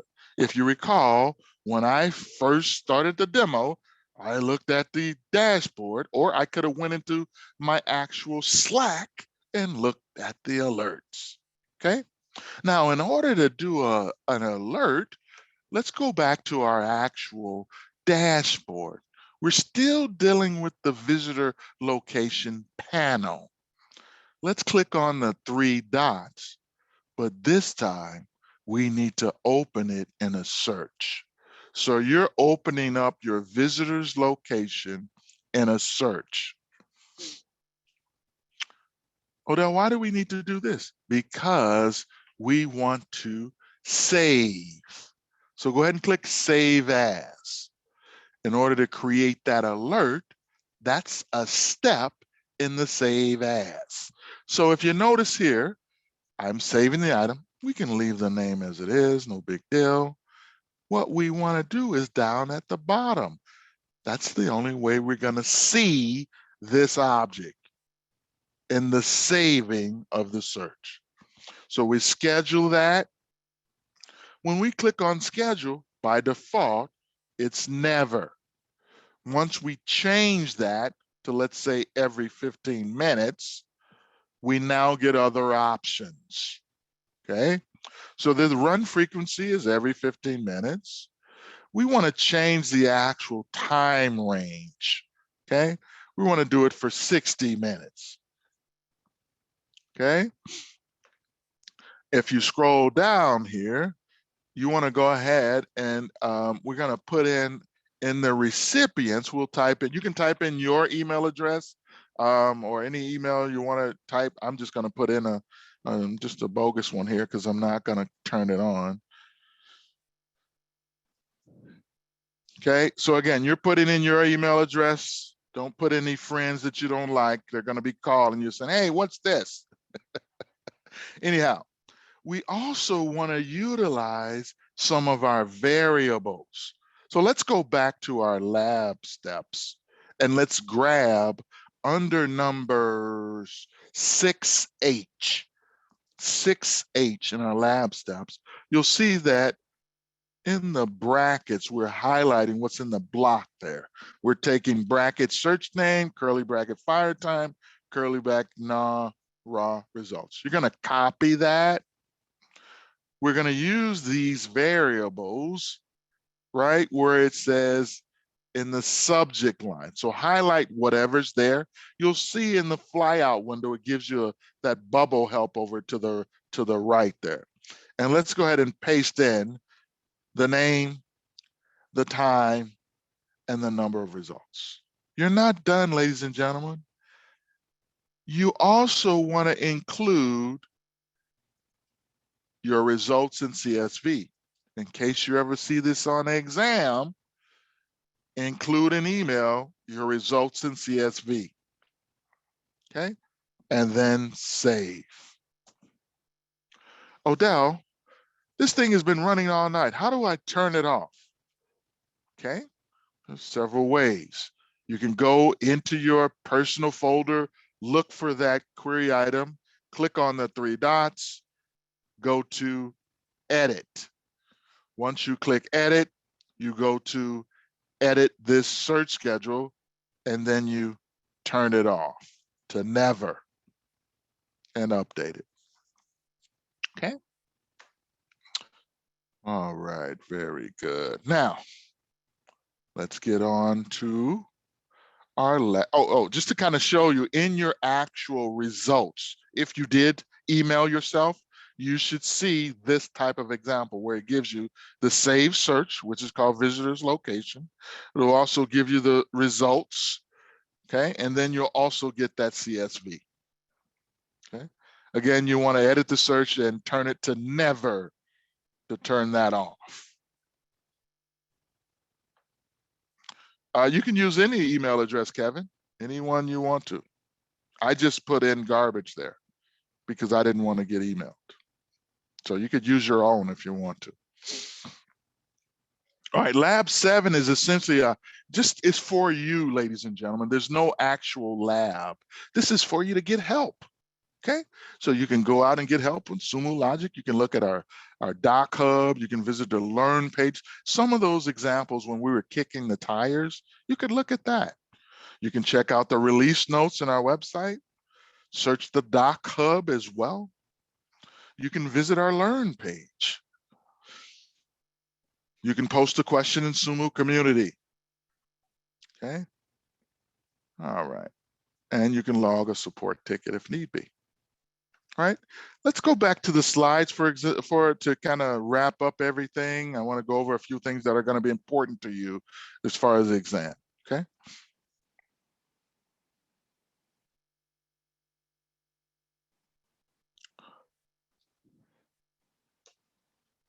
All right, getting down to where we are. Something very important that we need to share. And I want to make sure we get that in there for you. Okay. So this is going to be on the test as well. It may be. I don't know. It may be. There's random questions, so all the questions aren't the same. This is the order and the syntax. I'll bring this up again during the test if you need me. But again, the key portion here, the syntax is you need to get the metadata. You can optionally specify keywords. You're then going to parse to get those field names. You'll then filter, count by your aggregates and format. So the syntax is metadata keywords, parse, filter, aggregate, format. Odell, why do we have to do it in that method? To narrow your scope, your results. You don't want to look at millions of pages of logs. You want to be able to filter down and get to what's going on. Again, using parsing, filtering, aggregate, format. Again, parse, filter, aggregate, format. That's the actual desired result sets. All right, let's get over here. We talked about that log reduce where we were looking for that needle in the haystack, okay?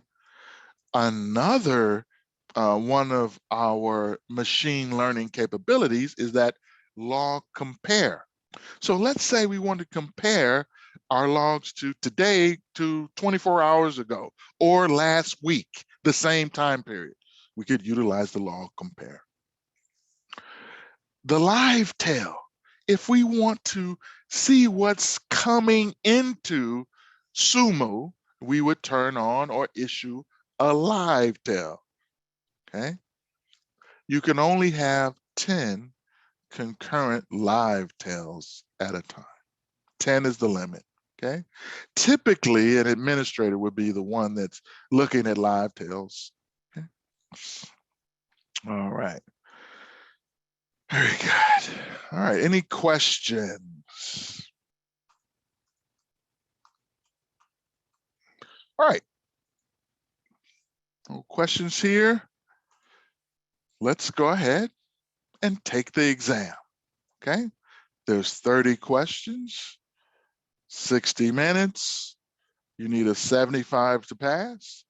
It's open resources, slides, labs, documentation, Google, help.sumo.com, and both myself and Tram are here to answer questions. Now, first, watch me, ladies and gentlemen.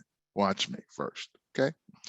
What we want you to do first, getting back to the environment, is you need to log out, because right now you're in it as a training analyst. We don't want the certification to go to that person. We want it to go to you. So you're going to log out of our training environment and you're going to log in with your credentials to your environment. So as I'm doing, I'm logging in with my credentials to our environment. You're watching so I can get you to take the certification. Once you log in to your Sumo Logic environment, I'm just going to close these tabs. You're going to, of course, click on certification. Then you're going to click on get certified. That opens up our Skill Jar app. You'll then click on the get certified. You're taking the fundamentals exam. All right, you're going to click on start and then it'll take you into the tool and it gives you some prerequisites on the before you start, just a high level read me first. It's just an overview of what you're doing. 30 questions, it gives you that, and then you start the assessment.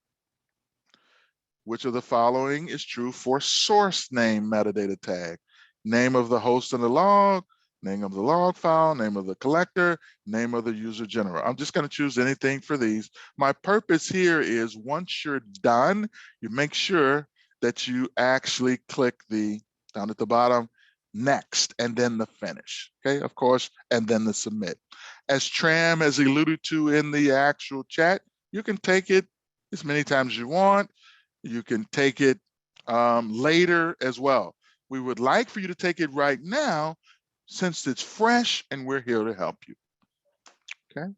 Excuse me, I lost you at a point. You said we should log out or Yes, ma'am. something. Yeah, you're logging out of the training environment because you're logged in as a trainer and you're going to log to your Sumo Logic environment. Okay. With your credentials, because again, if you stay logged in with training, then you never get acknowledgement of that certification. No, Jay, your environment, you should have credentials. Do you need to sign up? Are you saying that you don't have a Sumo Logic environment?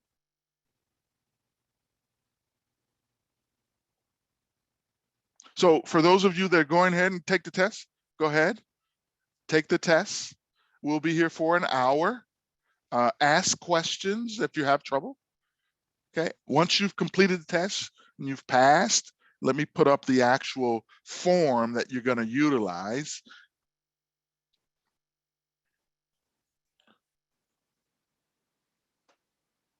And I'll share that with you in the chat. Good luck, everyone. Go ahead and give it that college try. Remember, you have all those resources available.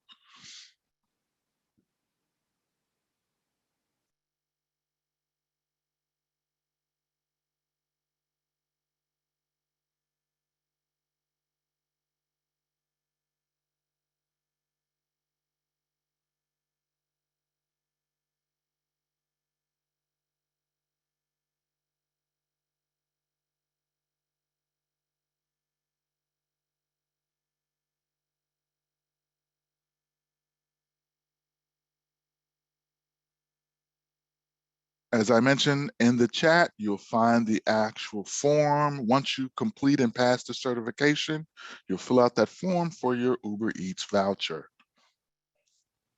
Yes, I have a question. Go ahead. So I got to the fundamentals exam, but I saw register or free. Am I supposed to register? I should just go to the exam. I think you click on register. Yeah, it only takes a short time. I tried to log in and it is But- saying unknown error. Will you be able to help me? Jay, you would get your credentials from your admin, or maybe.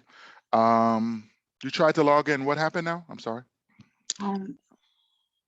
I tried to click on forget password and it is giving unknown error. Maybe close your browser and try it again. Maybe it's caching it. You mean to say is my company admin credit? Yeah, talk to your admin and ask them for your credentials. Exactly. Oh, for your okay, environment. so I Yes. have an access to my company. Okay, that's what you're going to do. You're going to log in there. Okay, I have to log in there. Okay. Yeah, and I'll show you again. Again, once you log in, just to kind of remind you all, ladies and gentlemen. And what is the, is it sumologic.com? Is that where we are supposed to take? Whatever your URL that your company gives you. Again, we gave you a training environment. You can't take the test in training environment. Now you're in the real world. So you need to log into your real world Sumo Logic environment. Got it. Okay. And once you log in here, you'll go ahead and click on the home tab, certification, get certified. All right.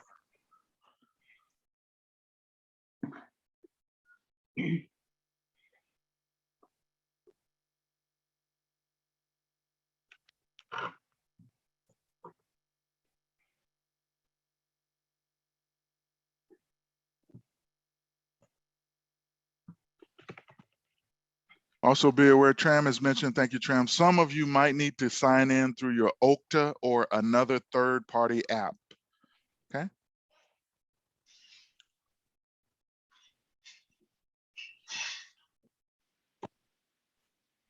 And you can put your environments on mute if you don't have a question. Thank you.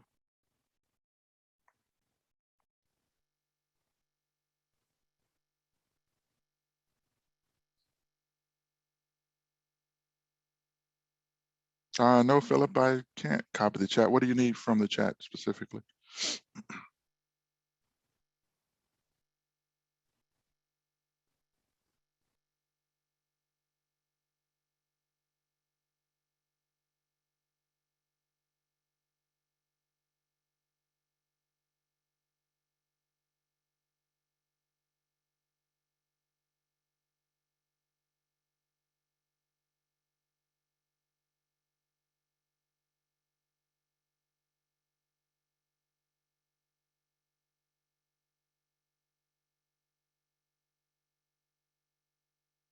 Click on like start certificate. This is Jay here. When I click on this, it says basically your please verify your account to continue. When I send on that, it said that send me an email, but I don't receive an email. It should take, it should send you an email. So maybe refresh, but it should send you an email, Jay. And then in that email, you'll be able to click and start over to get in. No, I think because it's a company, it might be sending to those who are managing this Okay. company. That would Might be be something that. you'd have to take up with your admin, unfortunately. Yeah, so What if we don't have an admin? What if You're the admin? Currently, no, currently the admins are in East I Coast, am the, so like, I am the sole admin who signed up to come to your Cert jam. And I didn't get any forwarding email saying even create an account or anything like that. And I've sat here If- for like 2 hours and now you're telling me I need to have a login provided by my employer to take your certification, which I can't find anybody who actually uses your software, actually who's hiring. even though my company is using Sumo, but I registered in my own, like it's not basically like initiator from the organizations. I found the link and then I registered myself. Yeah, you can, what you can do is I just put a link on the chat. You just sign up for a trial account, and you can use that to take your tests. Oh, this one I can sign up here. Mhm. Okay, yeah.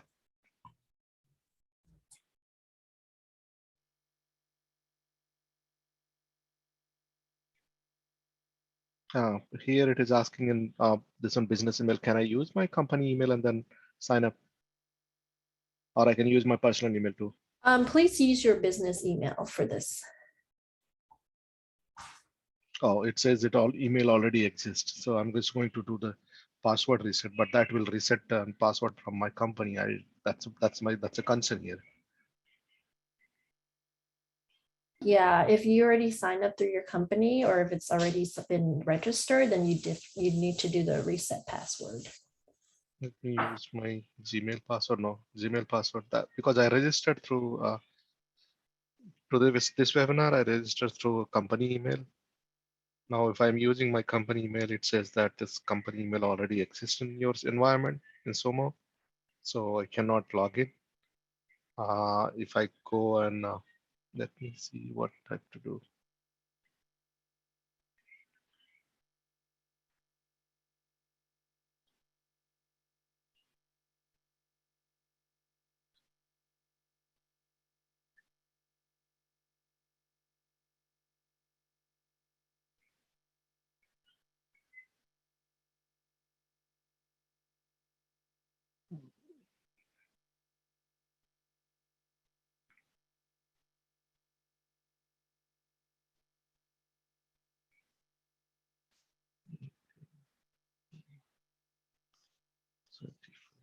This.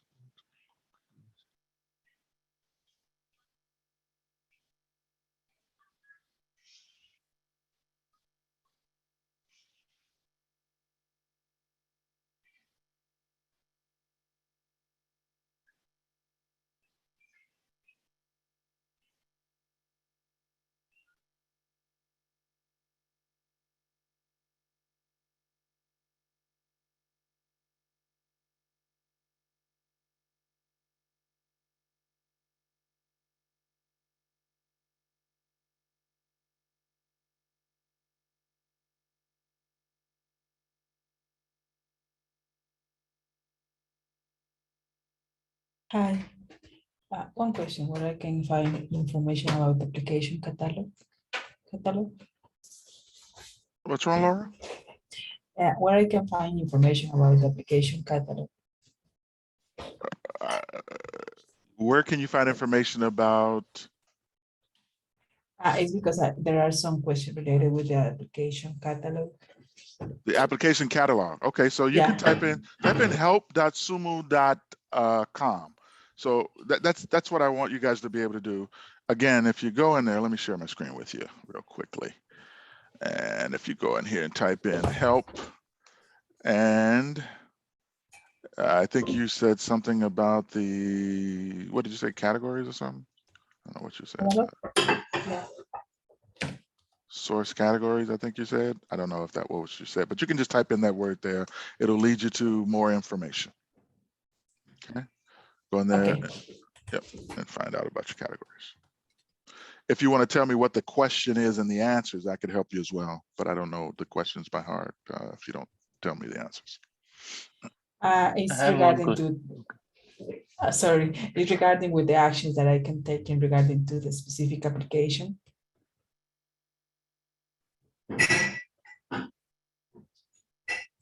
Is that a question on the test? Yeah. Okay, and what is it, a true false or multiple choice? Multiple choice. I can Okay. see deleting application, installing application, revert. Say it again. I didn't hear the answers. You said them quickly. I'm trying to understand you. Okay, is the action that I can take regarding a specific application, Mhm. like deleting application, installing application, revert to an older application, or save an application. Okay, so let's see here. Let me see.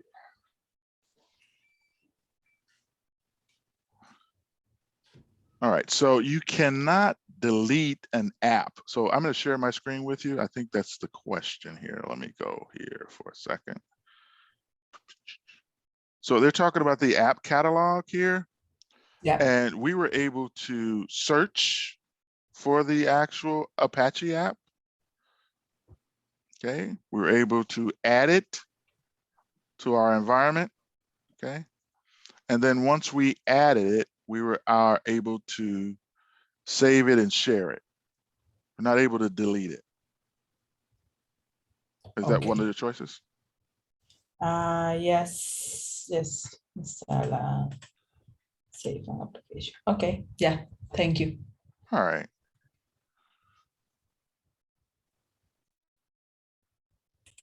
I'm able to log in into the exam. So I'm giving the exam. I got a question where basically it says that when overlaying logs on top of a matrix, an orange log overlay bar is displayed at the top of the matrix charge. What it means is when they say orange is talking about. If you recall, when I did the demo, Mhm. I looked at, and this is for all of you, I looked at one of the actual Log. items. So let me just kind of show you so you can remember it. All right. So here I actually went into the CPU and total memory, and I clicked on the, and then I see this heat map. Okay. This heat map gives you the amount of messages. The darker, the more. The lighter, the less. Mhm. Okay. Okay. Okay. He's talking about that bar. So an overlay. I have one question here which need help. So Okay. the question is, when you create an email alert for a query, which one of the items below may be enabled for inclusion? Options are live tail, line graph, result set, or pin.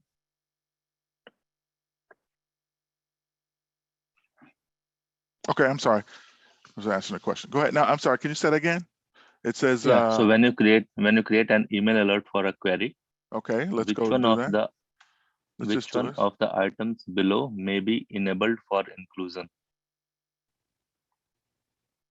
Okay. Options are live tail, line graph, result set, or pin. All right. And let's go to an alert.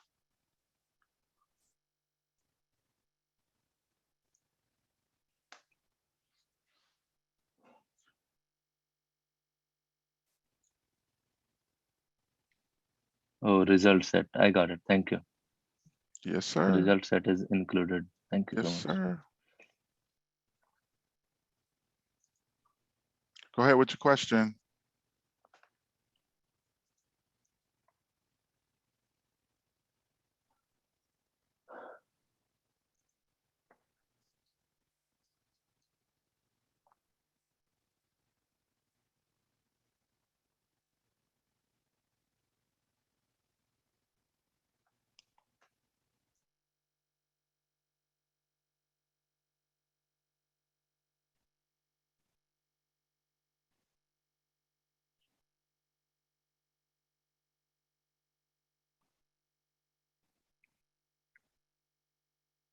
Just a question. The Sumo Logic altogether is basically gives you what's happening with your system, but right, it does not give you like why it is happening, right?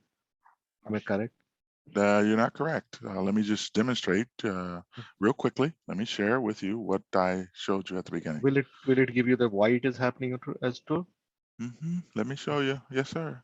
So if you recall the slide that I showed you right here, it shows you the critical, identify what's going on, and to identify why. Does that help? Yes, I think. All that's- right, awesome. Thank you. You're welcome. Thanks for asking.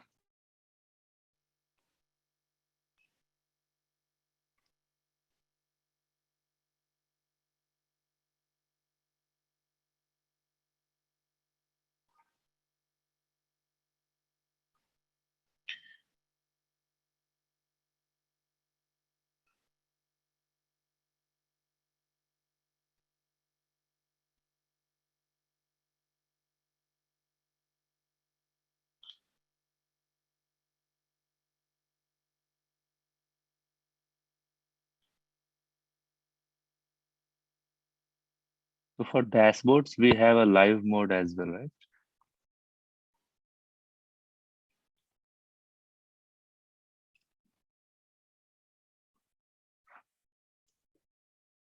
Sorry, Kumar, I was on. Sorry about that. What's Yeah, your question? no worries. For the dashboards that we create here on the Sumo Logic, do we Mhm. have the live mode as well? Yes, yes. If you want to see what's being ingested, you would turn on live mode. That's correct. And access option when we are sharing a folder is basically we have view, manage, and read, right? These are the only view, manage, and edit. Remember, I showed you this. I'll show it to you again, because I know everybody else is going to ask. So let me just show it. It's easier to do it that way. No worries. All right. So we were talking about sharing, right? Yeah. And remember, I see only three, right? Edit and Yeah. not read. View and read is the same. there you go. You see my screen? Yeah, I View, got it. edit, and manage. There you go. Awesome. Very good.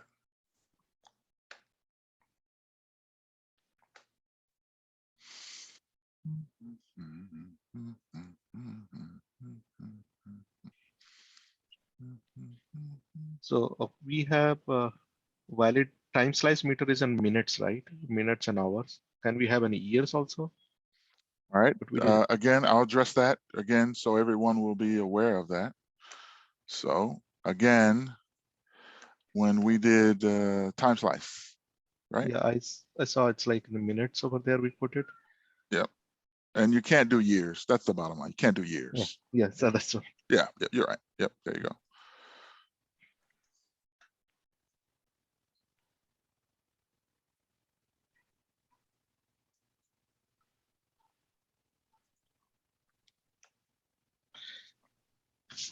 Once an app is installed from it, it can be shared like.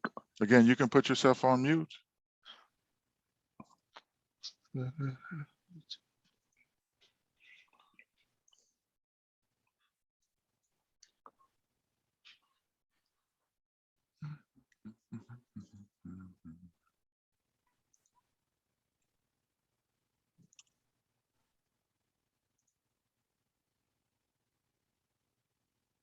Charting options, line by Gantt chart. Is our widget location is on kind of like a geo map location kind of like? Can we put it that way? When I'm sorry, doing the what's- charting Uh-huh. options, following Uh-huh. charting options. I know that line chart is there, pie chart Yeah. is there. Yep, and you can map Uh, as well. Let me demonstrate that because others need to see that and we didn't talk about that. So yes, you have that. If you use that geo, let's see here.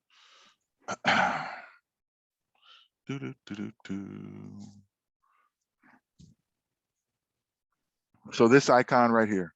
Yeah. Yep, mapping. That is a geo map. So where's the Gantt? We have a line chart, we have a pie chart. The Gantt So- chart is, So we don't. Yep, Don't you have have a Gantt line. chart. Yeah, you don't have Gantt. That's correct. we don't have Gantt chart. Okay. Right. Yeah. Again, you can put yourselves on mute if you're not asking a question.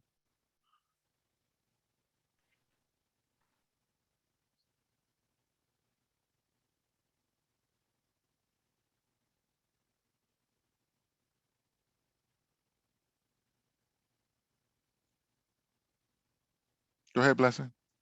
What's your question?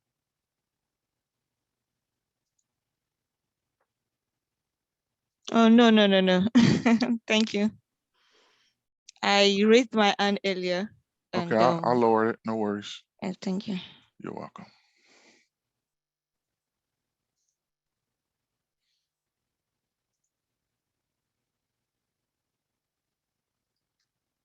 Hey, Odell, can you go over the query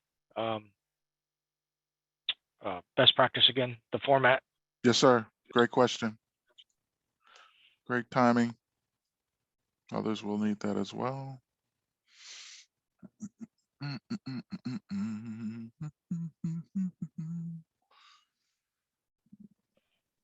Sometimes I'm too fast for myself.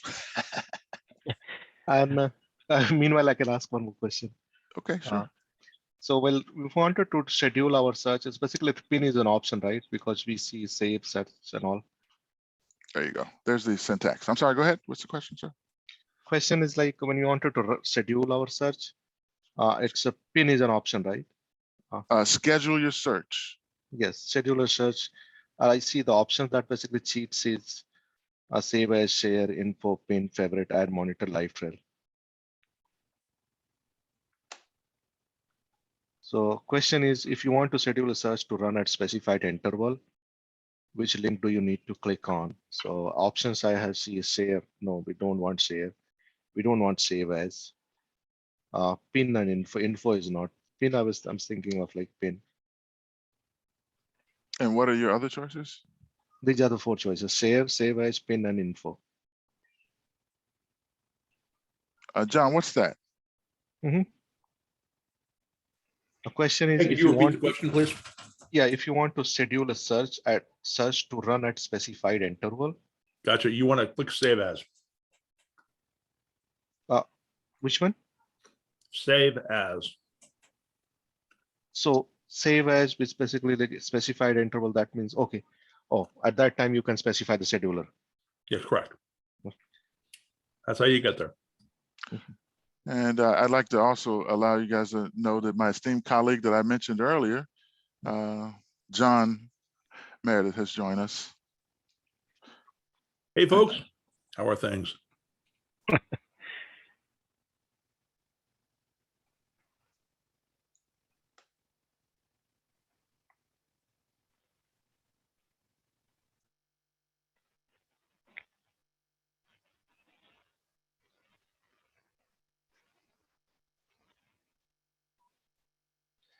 All our search that we save, it goes under personal, right? That's what by default feature is. Yes, sir. You remember that, huh? That's awesome, Jay.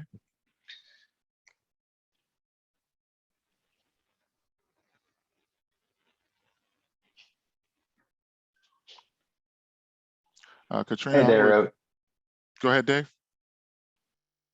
Oh yeah, I just had a quick question. I noticed you early on in an example use the keyword get. Yes, sir. Instead of using method equals get. Or what I usually end up doing is I use the pipe operator almost immediately after I use source category.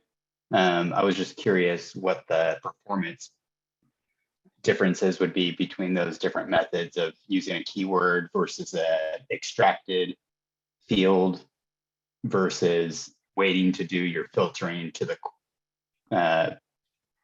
with a pipe.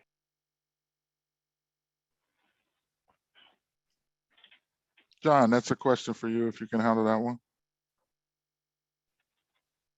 I'm sorry, repeat the question, please. I was answering another one. Go ahead. He wants to know which better performance. I'm sorry, go ahead. Yeah, just what would be better to use, a keyword, or I usually, when I'm searching, just do source category equals, and then I do a pipe and a where, okay. Or if you do instead of a keyword and just a Boolean operator and an extracted field, like in the example we had get, would method equals get be more performant than just get? If in your metadata keyword search line, if you put a keyword in there, that will probably be a little bit more efficient than going to the next line and doing that where clause, because it'll catch it on the first pass. Awesome. I think that'll help a lot. Yeah. So that will help on the first pass. And then because really, if you think about it like a funnel, that first line restricts automatically what you're going to get back. And then the subsequent lines that you apply after that will take it further down the funnel. That makes sense? Yeah, that makes a lot of sense. I just never thought of it that way. I always just went immediately to a pipe. Okay, I understand. That's why we're here in training, right? One question. I think I know the answer, but just wanted to clarify. As a new user to Sumo Logic who wants to find out what data is available to query, how can you find out what log might have been ingested? So there are 4 options. One is basically review your managed data collection. I think that basically gives me all the other option is they have run the following search: source equals to category. So source category equals to all. That also give me the list of categories. Then 4th one is basically review your managed data metrics, review your administrator account page. Administration account page is not an option. Managed data matrix is also, I think, not an option. Only So you're going to go to your collections, remember? Yes. Yeah. Yes, So that's basically managed data collections. Yes. That will give me all the, yes. Uh-huh.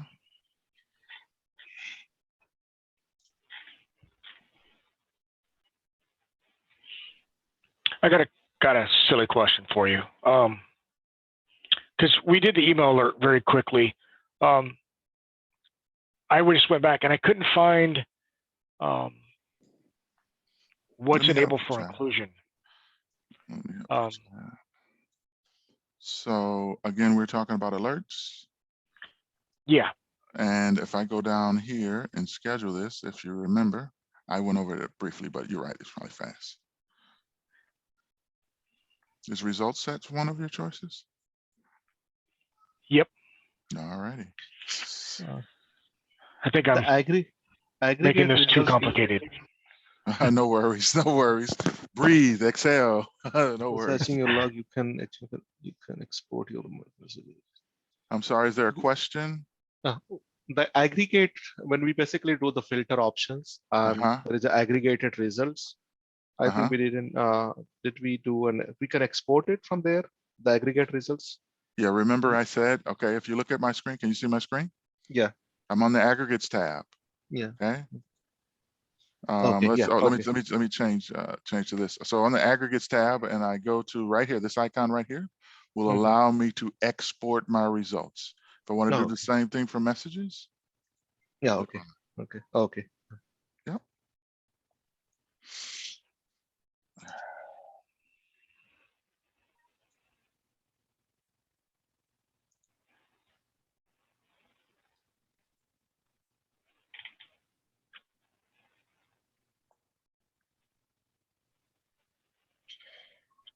Library is the place where basically if the other team members have shared, we can look and find it, right? Yes, sir. Library. Yep, exactly. You guys know these answers. That's awesome. I'm glad you think so. So I have a question. Yes, ma'am. Like if we want to schedule a search to run at a specified interval, like which link do we click on? Is it the save as? Yes, ma'am. So if I want to, right here, if you look at my screen, I want to schedule this. So I need to save as. Remember, that's the only way. Okay, yeah. Thank you. No, I know you can't remember it all, so I just like to show you all. No worries. When we set an alert, email alerts, so we basically like search the logs, and then after that we say that okay, we wanted to email alert. That's what the result set we wanted to alert it, right? Not a line graph and tail, live tail and pin. That's what I said. If you go to log search and you say that I wanted to give an email order, then only the results will be alerted, right? Alerts will work on the result set, or it can work on line graph also. So let me see here. Let me just make sure. Let me see. How many questions? No, so okay. The exam of 30 questions. Hold on a second. I'm answering one question right now. So, sorry. Okay. So we're talking about a line graph, I think we were talking about. I'm talking about the alerts when you're sending an email alerts. Okay. So that time we basically So if I go in here and we do an alert, remember, just because I know someone else is going to ask the same question. Well, result set, right? Result set yes, such query result. that's why. Yep, that's why I'm kind of pointing it out to you, because Yeah. others are going to ask the same question. Okay. The other question, I think that was you, Blessing. You had a question. Yes. Pressing, like I have the options there are a little bit confusing to me. Pressing allows you to provide structure to your log messages by extracting fields that you can analyze. Which of the following is a false statement? I Okay. know we can use key value operator, and you can press anchor to extract field from log. It has to be, remember when we parsed it, it was structured. It couldn't be moved around. Remember? Yes, but So can we use XML operator? Yes. Here, let me show you again. Remember, Okay. go into your help and go to your operators.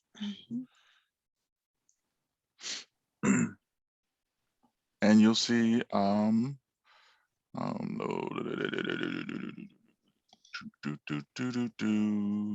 it's in here somewhere. I skipped it. But yeah, you can use it. That's one is two. So it can move in an unpredicted pattern, right? Right, that's exactly, it's unpredicted. Remember, when we did that parsing out, we were specific about what we actually. Thank you. Thank you. Welcome. So if I'm done, I can just submit and sign out, or yeah, and don't forget, you want to go ahead and you want to fill out that form for your Uber Eats form as well. Oh, what form, please? I'm going to put it in chat for you. Okay, thank you. John, you had a point there? Yeah, if you go back to that previous page, sir, that you were on, and if you go up on the index on the left side under search query languages parse operators.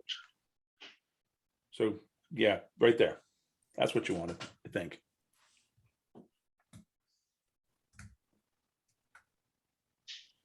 So here's the JSON, there's a CSV, and here's Blessing, here's the XML. Yes, thank you. You're welcome. One more question. Sure, After executing query, what does result 2404 under the histogram tells you? I think it gives you a number of results, right? Exactly. Bingo. Yeah, okay. Yep, exactly.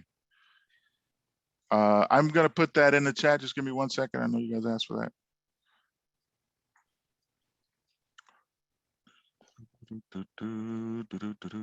Thank you. All right. Awesome. For log search through UI, the invalid time range expression, the Unix part is right. We can't search with the Unix name enough.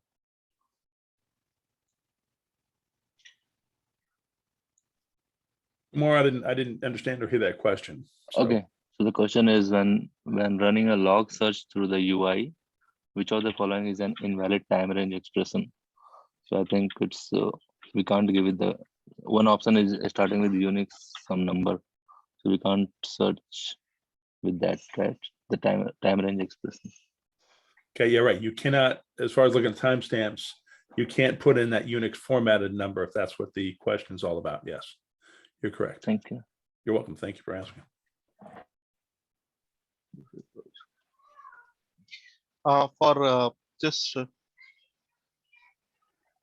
If you wanted to analyze any Apache logs, we have to basically start from the scratch, right? That means we have to install the Apache and which provides right? Well, I think the way the question reads, Jay, is that number one, you want to see if you have any existing dashboards to help you out before you have to do anything else. If you don't have any additional dashboards, then you probably want to install the Apache app so that those dashboards and queries are installed for you. That would be the next easiest thing. If that doesn't work, then you got to write queries. So I think hopefully that helps you out. Question is saying that as a new user of the Sumo Logic, you have been urgently tasked with analyzing all your org Apache logs. Drag the following option to best practice the order. Okay, So it's asked you to rank them, move them in the order. And there are three options there, correct? One is to check your existing dashboards for existing Apache information, Okay. something like So that. search, okay, so start from the search for any content that will be the first. Yeah. If that's not there, then starts from the then install the Apache. All the And then- Apache app, and the last thing is create your own queries. Yeah, last one is start from the scratch, querying and parsing and filtering, charting, right? Your Apache log. Yep. I can, please, where can I download the certificate? I can just download it after viewing, right? Let me demonstrate. Let me demonstrate for everyone. So Yes. if you watch for a yes. second. Yeah. Also, I'll show you where to get the actual slides as well for those who ask. Okay. So I'm logged in as myself, which is awesome. So I'm going to go to certification and get certified. Hopefully you're seeing my screen. Yes. So in the top right corner, you'll see a little icon which represents you. You'll Okay. click on my profile. That is where you'll see your certificate. You can also add it to LinkedIn. Okay. My profile. All right. Did you get that? Okay. Thank you. If you So- want the slides, go ahead. You had another question, Blessing? Okay, I can just download from here. Yep, get a copy of that, and then you can send it to us or what have you, or keep it or what have you. And if you want the slides, ladies and gentlemen, let me also demonstrate that. Again, you're going to go to certification, get certified. You'll see the live recording box, recording live training. Click on that. Okay. And of course, you want it for fundamentals, so you'll click on that. And then once you click on that, you can go ahead and download the slides and the guide. Awesome. And you can also listen to the This- recording too. Yeah, absolutely. I turned it off, but thank you, John. You could listen to the recording for the fundamentals. And in fact, So- if you go back a page, you can do that to any of our courses. Yep. So if you don't have time to take a course, you can still do it on your own. There's another question out there. yeah, the keyword search is not limited to 25 characters. Is that That's correct. There's no limitation like that. That's correct. okay? Fine. So the Please, the link. It's The link. it's in there. It's in the chat. It's in the chat. John just put it in the chat for you. Okay. Okay, thank you. Question. A quick question. Go ahead. In the field browser, by clicking on the metadata in the displayed fields or hidden fields, allow you to view the value of a field along with the count and distribution percentage.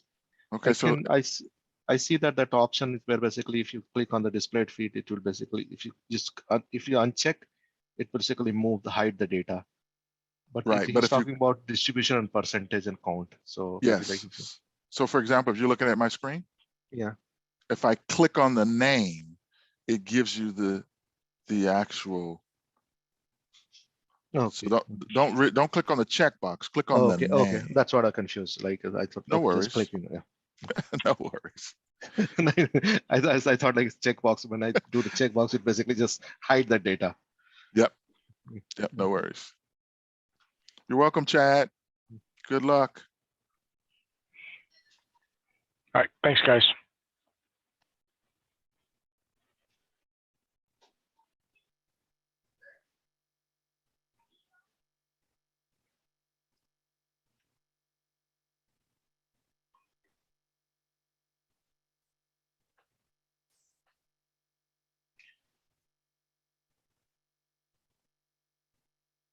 You might have told us, but I kind of missed it. So when we select this geolocation thing on the filter, it does shows us the map, right? The option. The question is, when adding the following lines to a query, what type of visual graphic is now an option? So look up latitude, longitude from geolocation on IP equal to client IP. Yeah, it's And going to then show you the pipe map. That's correct. It's going to map give you a only. map. Yeah. Yes, sir. Thank you. the order of operators, the best order is first parse, aggregate, right? I'm going to display it. So again, everybody might have that question again, but I want to make sure you get it right. MKPFAF, I think that's what. So again, metadata, Yeah. keywords, parse, filter, aggregate, and format. Can you repeat? Sorry, where are you showing? Are you seeing the screen? Just a second. Yes. There you go. Okay. So metadata first, and then keywords, parse, filter, aggregated format. Okay. Awesome. Hello, thank you. Is it possible for me to log out if I'm done? Yeah, absolutely. Yeah, please All do. right. All those that are done, thank you. All We right. Thank enjoyed you you. so much. Yeah. You're welcome, Thank you. Blessing. You're Yeah. welcome. Bye-bye. Cheers.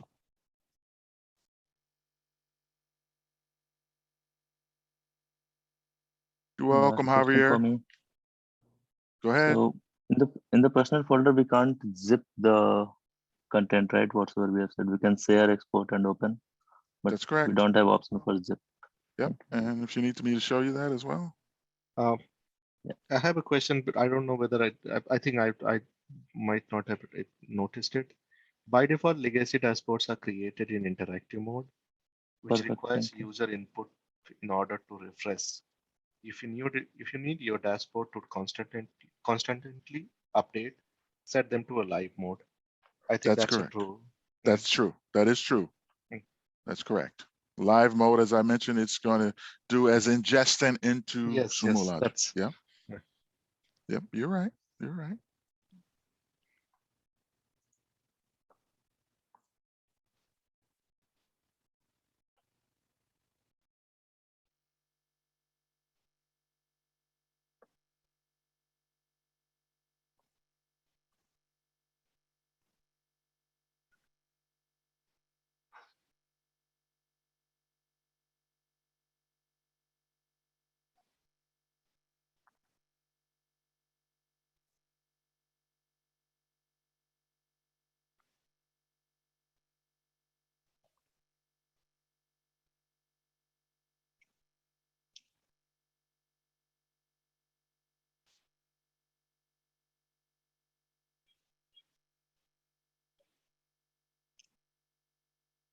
The certificate is valid for 2 years. Okay.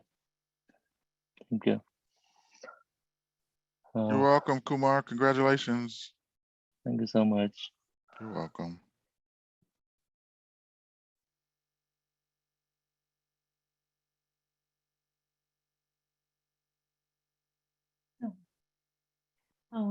So I'm given with a query.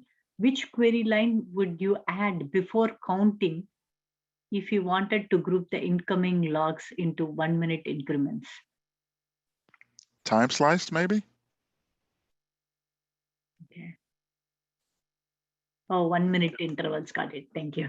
You're welcome.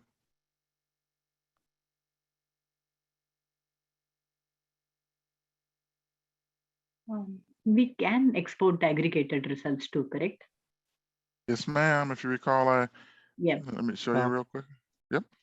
What is not a right way to what is not a way to create additional log search? I see additional log search. What it means is like You when we cannot do it from over to the left here where I'm at. You can't do manage collection log search. You can't do that if that's one of your choices. Oh, okay. So manage collection. So all the logs that's over there, you cannot create an additional log search on it. Right. You can do it by going up to your tabs or new search like that. You can't do it over here. Okay. But options are manage data, manage data collections, add new query. I think that's So, where not we cannot right. do, You right? cannot do it from manage data collection. Cannot.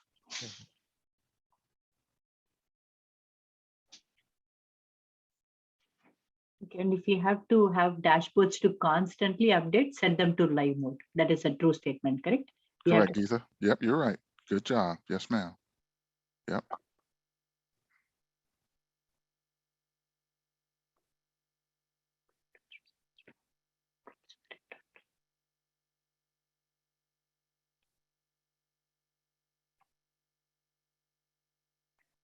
So when we run the query, it shows the time it took as well as the number of messages are returned, correct? I'm sorry, you said when you run the query, it shows what now? I'm sorry. So when it says results 2404, it's the logs, it's not the time. No. It says the time, but when it says 2404, it is the number of. It's the messages. count. Yeah, it's the count of the messages. That's correct. Remember that heat map that I showed you guys, it gets darker. This means the more numbers, lighter, less numbers. That's correct.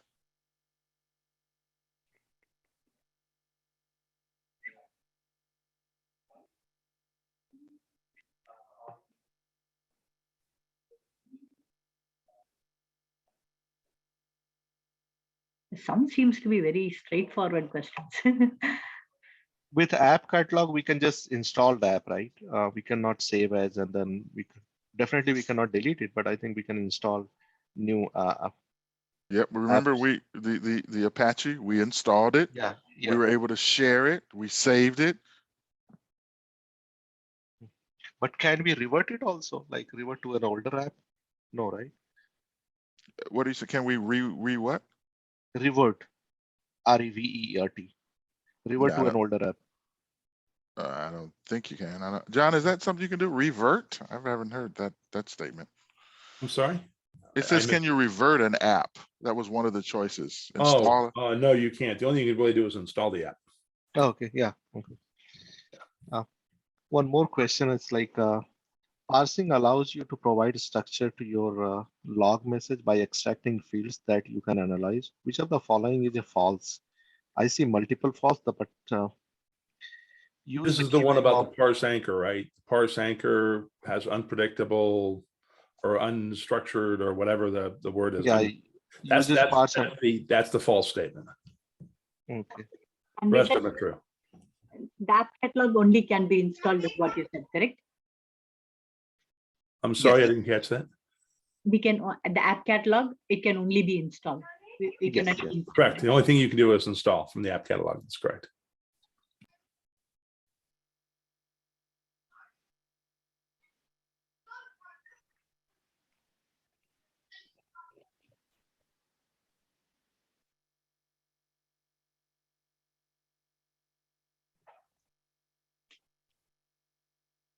Can we go over the answers before we submit it?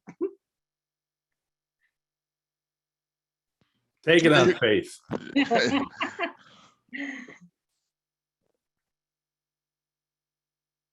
So the previously saved search is under managed data, correct? It's only ours. When I do, it goes and saves in personal data. Otherwise, if it is previously saved, then it goes under managed data. Okay, it's going to save under your personal folder. That's That is correct. saving. But where in the left now would you find previously saved? It does not say the one I saved. So it is previously saved in general. So it can be like that.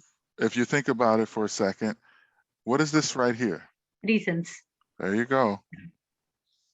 That is not even an option. It's under personal, under help, manage data, or app catalog.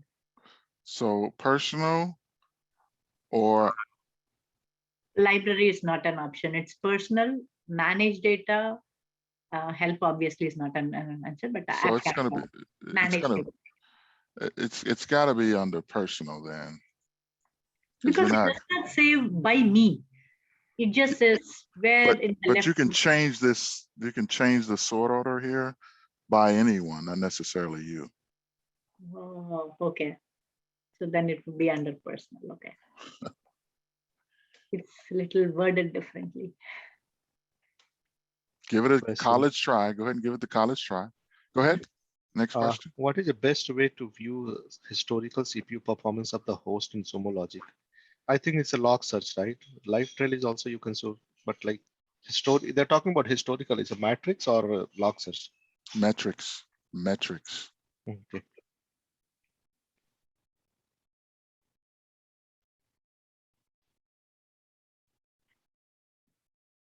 Thanks, Adele. Appreciate it.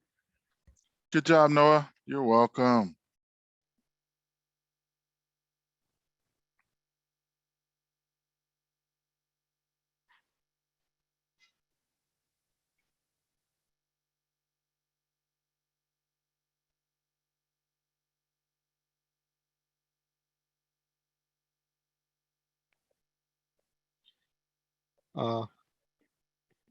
Keyword search, he's talking about the keyword search allows you to look for a specific word in your log message. Which of the following is it true about the keyword search is limited to 24, 25 kind? That's a wrong. That's false. It's not. That's correct. It's not limited.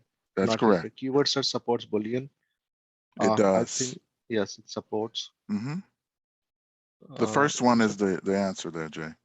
But they're talking about which of the following is true about keyword search. Okay, go ahead. They're talking about which one is true, not their first one. We know that with keyword searches, it's not limited to 25 characters, so it is false. Okay. Keyword search is case sensitive. It's false. It's insensitive. Remember, I kept saying insensitive. That was the first word you said.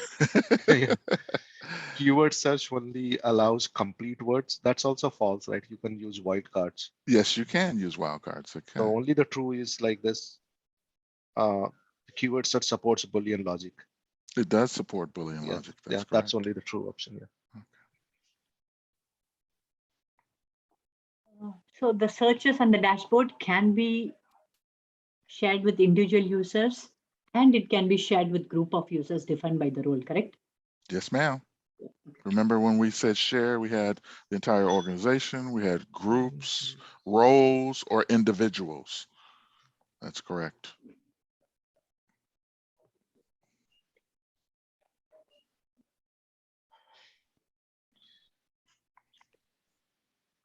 I think someone was asking about within the personal folder. Can we zip it, right? Can we zip the phone?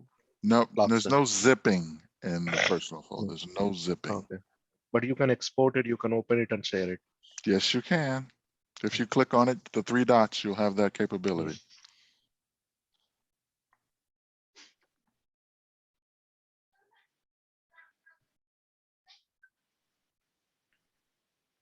Odell, other than the Google form where we upload the certificate, is there anywhere else that we need to do that? Do we need to do that within Okta as well?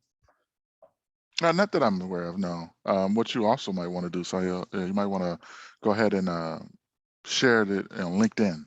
So if you go to your profile, you can click on that LinkedIn and share that. That would be awesome too. I appreciate it, man. Yep, good job. Good job. Thank you. You're welcome. Cheers. No. Yes, sir. Hey, Kevin. So I completed the exam successfully, went back into my profile, and it says I'm only 1 or 2 lessons complete. Tram, what would that be? What problem is that? Or do I need to sit? Can you say that again? Sorry, I needed to submit my score on that last page. My bust. Oh, okay. See, she's all over it. No worries. Hey, Aurel, my question is wrong. I'm just trying to understand why, because the question one, is it possible for you to look into that like result and see that why this two? Because no, I don't think you get the results. When searching your log, you can export your message result. Okay, let me go there. But you cannot export your aggregate result. I said it is. You can, right? Yeah, you can. So you can. Let me go here and whoops, sorry. Go back there. Okay, you see my screen, right? So I'm gonna go in here. So here's the aggregates. Okay. If I click on the actual, we can do that. Oh, okay. So I misread the question. I just removed the not. You cannot. It was written you cannot. So I misread it. That's wrong now. Okay. After executing query, what does result histogram tells you? That so when we search result histogram result, it says result 2404. That specifically that number of search, right? That's the count of the number of items. Yeah. I think why it is specific. I don't know why it is still says it's wrong answer. Let me go in here. Let me go to my demo environment and real quickly.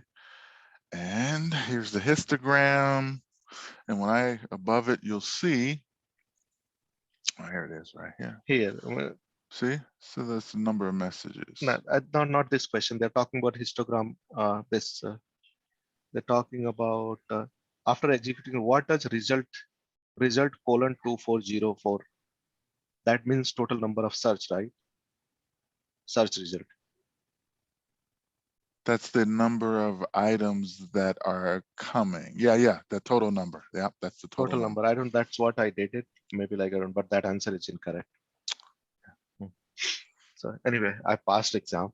That's what Thank counts. you. Congratulations. I, I was counting even those I'm just copying from you, asking That's all fine. majority That's of fine. answers. Hey, you passed. I think that's Yes. the most important So thing. should I Huh? just go ahead and submit it? Yes, sir. Absolutely. Okay. I submitted my questions. So view certificate. I click on that. Yeah. Okay. So to enable edit So- mode, it's click on the pencil, right? Yes, you have to enable a mode. Yep, that's right. Click on that pencil. So, That's so I just download. I should download it, the certificate. uh-huh. Yep. Download the certificate. Yep. You said some form I need to submit it, fill, right? Yep. I'll put it in the chat again for you. No, I'll find it. You don't. I'll find No, no worries. Somebody else may need it as well. So no worries. I got that form. Oh, okay. So I should put my name over here. Okay, and let me quickly go use Canet. Okay. What are we supposed to do now? We are supposed to submit it somewhere. Yep. If you look in the chat, there's a form there that you can fill out. You're going to download it and send it to us so you can get your voucher for Uber Eats. Thank you so much. You're welcome. Adele, I just wanted to Which hit folks? you- Oh, go ahead. Go ahead. Uber Eats. Okay. Yeah, Adele, I just wanted to hit you with one last question. Considering my background, I don't have much of a technical background. So where would you say is the best place to go in terms of just starting to understand like the why of a lot of the actions we did in like the labs? Please upload copy. I would listen to the actual video. Then also you can also go out to start here. So remember I kind of showed you that. I would do that. So let me just kind of go out here. So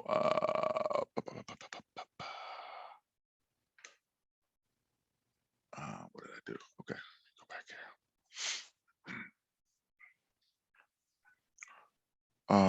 Oh, so I did. So a couple ways. I'm thinking about 900 things that you could do. So again, you don't forget about you have the micro lessons, but you could also go out to YouTube. Okay. That'll help as well. Don't forget about our videos. So if you go out to where I showed you before. Yeah, the live recorded video, right? Yeah. Because sometimes you might just need to listen to it one more time to just kind of get that aha moment, Okay. Yeah. Appreciate it, man. And I was trying to upload the certificate and it says it's wrong. So do I need to rename it to certificate? That the name it's been, it looks like some issue with the special character in the certificate name. Tram, do you know why that's happening? Because when I'm trying to upload it, it says certificate TB something, some name is there. That's basically when I download it, its name came at like that. Try changing the name maybe. If I download it, it says that all your files failed to upload. Please try remove the file fails. You may also need a new file, add a new file. So I'm just going to rename it. So I'm just, question is like, if I rename it, does it make any difference? No, because you're going to attach it. Okay. With your email.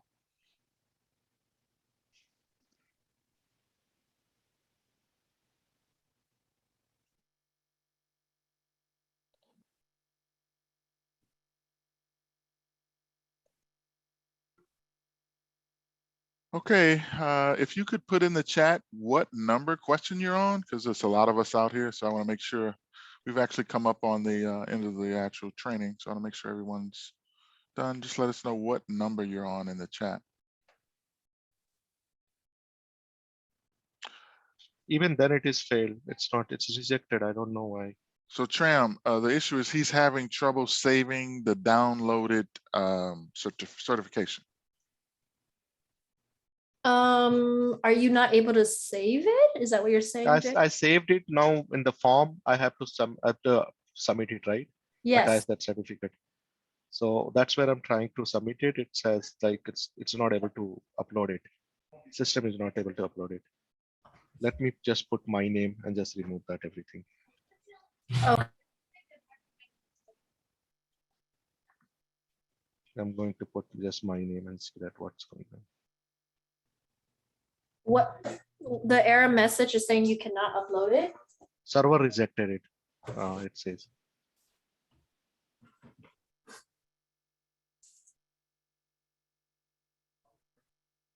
All your files failed to upload. Please try or remove the failed files.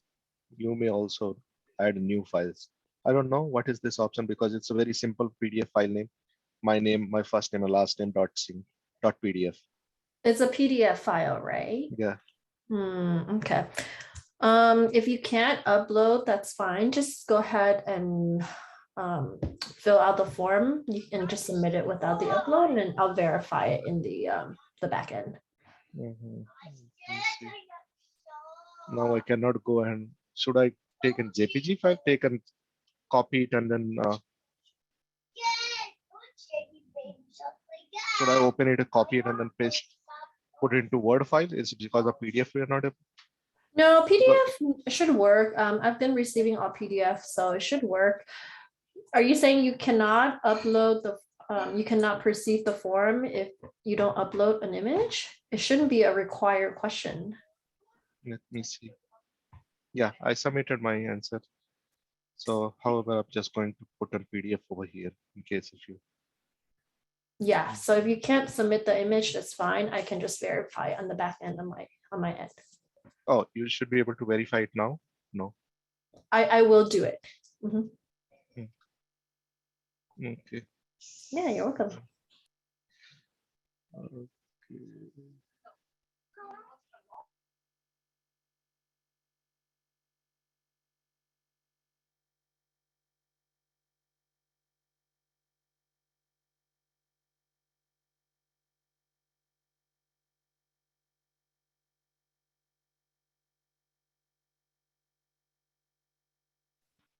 Okay, ladies and gentlemen, we're going to go ahead and end this session. Yeah, thank you very much for your time and helping us to get this certification. Thank you very much. It was very Shane. educational. Good, Yeah, John. I'm that's glad. pretty much. I've been doing this Sumo. A couple of things like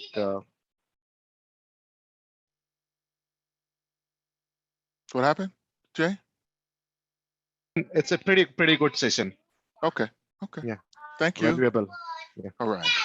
Good night, Thank everyone. you. Good day. Good night, everybody. Have a Thanks, great Tram. evening. You Thank too. you. Have a good one. Bye. Cheers.